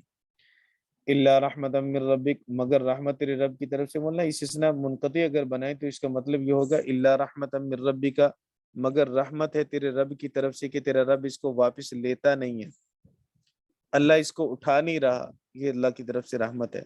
ان فضلہ کان علیک کبیرہ، بے شک تیرے اوپر تیرے رب کا فضل بہت بڑا ہے، اس کا فضل تیرے اوپر بہت بڑا ہے۔ نضر بن حارث نے یہ دعویٰ کیا جس کو اللہ تعالیٰ نے سورہ انفال کے اندر بیان کیا، کہا لو نشاء لقلنا مثل ھذا، اگر ہم چاہیں تو ہم اس جیسا قرآن بنا لیں۔ اللہ رب العزت نے اس کے جواب میں یہ بات ارشاد فرمائی، قل لئن اجتمعت الانس والجن، کہہ دو کہ سارے انسانوں اور جنوں کو جمع کرو، الا ان یاتوا بمثل ھذا القرآن، اس بات پر کہ وہ لائیں اس قرآن کی مثل، لا یاتون بمثلہ، وہ اس قرآن جیسا نہیں لا سکیں گے، فصاحت میں، بلاغت میں، امور غیبہ میں، غیبی امور کے اندر اس جیسا کوئی کلام نہیں لا سکیں گے۔ وَلَوْ كَانَ بَعْضُهُمْ لِبَعْضٍ ظَهِيرًا، اگرچہ ان کے بعض کے مددگار بھی بن جائیں۔ وہ خناس تو کہتے ہیں کہ میں اکیلا بنا لوں گا، وہ ساری دنیا کے کافر، ساری دنیا کی عقلاء اپنے ساتھ ملا لے تب بھی وہ اس جیسا کلام نہیں لا سکتا۔ وَلَقَدْ صَرَّفْنَا لِلنَّاسِ فِي هَذَا الْقُرْآنِ مِنْ كُلِّ مَثَلٍ، اور ہم نے بیان کیا لوگوں کے لیے اس قرآن کے اندر ہر طرح کی مثال کو، اور بار بار بیان کیا۔ صرفنا، صرف یصرف تصریفاً، بار بار پھیرنا۔ فابا، अक्सर उन्नास इल्ला कुफूरा, लोगों ने सिवाय नाशुक्री के कुछ भी नहीं किया, नाशुक्री ही लोगों ने जी। अल्लाह रब्बुल इज्जत कहते हैं कि हमने लोगों के सामने अलग अलग लुटा लुटा की मिसालें बयान की, लेकिन लोगों ने नाशुक्री की उसकी। कफूर नाशुक्री के माना में भी हो सकता है, और कफूर इनकार के माना में भी हो सकता है कि अक्सर लोगों ने इसके मानने से इनकार किया। और सिर्फ इनकार ही नहीं किया, बल्कि वो बदबख्त लोग ये भी कहते रहे, उन्होंने कहा वक़ालू हम लन नुमिन लका, हम हरगिज़ आप पर ईमान नहीं लाएंगे, हत्ता तफजुर लना मिनल अर्ज़ि यंबुआ, यहाँ तक कि ज़मीन से हमारे लिए चश्मा जारी न कर दे। औ तकून लका जन्नतुन मिन नखीलिन व इनबिन, या आपके लिए बागात हों अंगूरों और खजूरों के, फतुफज्जिरल अनहारा खिलालहा तफजीरा, और तो उनके दरमियान में नहरों को जारी कर दे, फतुफज्जिरा जारी कर दे, अल अनहारा नहरों को, खिलालहा उनके दरमियान, तफजीरन बेहतरीन तरीके से जारी करना। या तो यूं कर दो, हमारी फरमाइश को पूरा कर दो, हम कब से कह रहे हैं कि मक्का को मैदानी इलाका बनाओ, बागात हों, नहरें जारी हों, क्योंकि आप कहते हैं ना कि सारा कुछ अल्लाह करते हैं और अल्लाह सारा कुछ कर सकता है, तो कीजिए ना, आप तो अल्लाह के कासिद हैं, आप तो अल्लाह के रसूल हैं, फिर क्यों नहीं इस फरमाइश को पूरा करते? अगर ये पूरा नहीं कर सकते तो फिर हम आपके मुनकिर हैं, और आप कहते हैं कि मुनकिर पर अजाब आएगा, तो लाइए अजाब, और उसकी दिस समा, गिरा दीजिए आसमान को, कमा जाम था, जैसे कि आपका गुमान है, जैसे कि आप कहते हैं गुमान है, अलैना किसफन, हमारे ऊपर टुकड़े टुकड़े करके आसमान को गिरा दीजिए, औ तअतिया बिल्लाहि वल मलाइकति कबीला, या फिर मलाइका और अल्लाह को और मलाइका को कबीला हमारे सामने, कबीला सामने के माना में, कबील के माना में, अल्लाह को और मलाइका को हमारे सामने लाओ, ताकि वो गवाही दें इस बात की कि हमारा रसूल है। औ यकून लका बैतुम मिन ज़ुखरुफिन, या फिर तेरे लिए ज़ेब व ज़ीनत वाला घर हो, सोने का घर हो, ज़ुखरुफ का माना सोना भी, ज़ुखरुफ का माना ज़ेब व ज़ीनत भी। औ तरक़ा फ़िस समा, या आसमान पर आप चढ़ जाएं, वलन नुमिन लिरुक़िय्यिका हत्ता तुनज़्ज़िल अलैना किताबन नक़रअहु, और अगर तू आसमान की तरफ चढ़ भी जाए तब भी हम ईमान नहीं लाएंगे, हरगिज हम ईमान नहीं लाएंगे तेरे चढ़ने पर, यहाँ तक कि हत्ता तुनज़्ज़िल अलैना, यहाँ तक कि तू नाजिल कर हमारे ऊपर, उतार हमारे ऊपर ऐसी किताब जिसको हम खुद पढ़े। आप एक किताब पढ़ के हमें सुनाते हो, हम इस पे ईमान नहीं लाते, लिखी लिखाई किताब हमारे पास लाइए, और जिन बदबख्तों के पास लिखी लिखाई आई उन्होंने उसको नहीं माना। अजीब अजीब शैतान दिल में ख्याल डालता है। अल्लाह फरमाते हैं कि मेरे प्यारे इनसे कह दो कि बदबख्तो, तुम्हें कब से कही जा रहा हूँ कि मैं मोहम्मद बिन अब्दुल्ला हूँ, मैं इब्राहीम अलैहिस्सलाम की दुआओं का समरा हूँ, मैं इंसान हूँ, मैंने शादी की, मैंने निकाह किए, मेरी औलाद हुई, मैंने तिजारत की, मैंने कब दावा किया कि मैं खुदा हूँ? मैंने ये कब कहा कि मैं अल्लाह हूँ? मैंने तो हमेशा ये कहा कि मैं रसूल हूँ अल्लाह का, और तुम मुतालबे मुझसे वो कर रहे हो जो अल्लाह से करने चाहिए, ये तो काम है अल्लाह का, मेरा काम तो है नहीं। इसलिए आप कह दीजिए कुल सुबहान रब्बी, ये सुबहान रब्बी यहाँ मौलाना ताज्जुब के लिए है कि तुम्हारी इन बातों पे ताज्जुब है, कैसे कम अकल हो, कैसे बदबख्त लोग हो तुम, जरा भी अकल को काम में नहीं लाती हो, सोचते नहीं हो कि हम बात कर रहे हैं तो कैसी बात कर रहे हैं, अपनी बात को कहने से पहले सोचना चाहिए, तुम सोचते तक नहीं हो। ताज्जुब है तुम्हारी, एक तरफ सरदार बने फिरते हो और एक तरफ ऐसी बेहुदा बातें करते हो जो तुम्हारे इस मनसब के भी खिलाफ है। हल कुन्तु इल्ला बशर रसूला, मैं नहीं हूँ मगर एक इंसान रसूल, बशर हूँ रसूल हूँ, बरेलवी कहते हैं बशर कहना ही गुनाह है, तो मैं तो बशर हूँ रसूल हूँ अल्लाह का। इसलिए इंसान की ताकत में ये काम है नहीं है, मैंने रसूल होने का दावा किया, मैंने अल्लाह होने का दावा नहीं किया, रसूलुल्लाह होने का दावा किया, और तुम मुतालबे वो कर रहे हो जो अल्लाह से करने चाहिए। बस जी मौलाना, शब जुमा भी है ना, आपने शब जुमा पे जाना भी है, फिर शब जुमा आपने मनानी भी है। अस्सलाम वालेकुम रहमतुल्लाह। जी वालेकुम अस्सलाम व रहमतुल्लाहि व बरकातहू। सादी सेहत ठीक है आपकी, खैरियत से हैं? जी अल्लाह का फजल, शुक्र अल्लाह का। सादी एक छोटा सा सवाल था, अगर आपकी इजाजत हो तो। जी जी। आपने एक तफसीर का नाम लिया ज़ियाउल कुरान। जी अच्छा, मेरे पास सवाल मुख्तसर ये है कि चूंकि तफसीर कदीम व जदीद माशाल्लाह आप सब तफसीर के हवाले देते हैं, اس دور میں بہت ساری نئی تفاسیر لوگ مزید بھی لکھ رہے ہیں. میرا صرف سوال یہ ہے کہ کس اسلوب کی تفسیر جو ہے اس کی ضرورت ہے مستقبل میں؟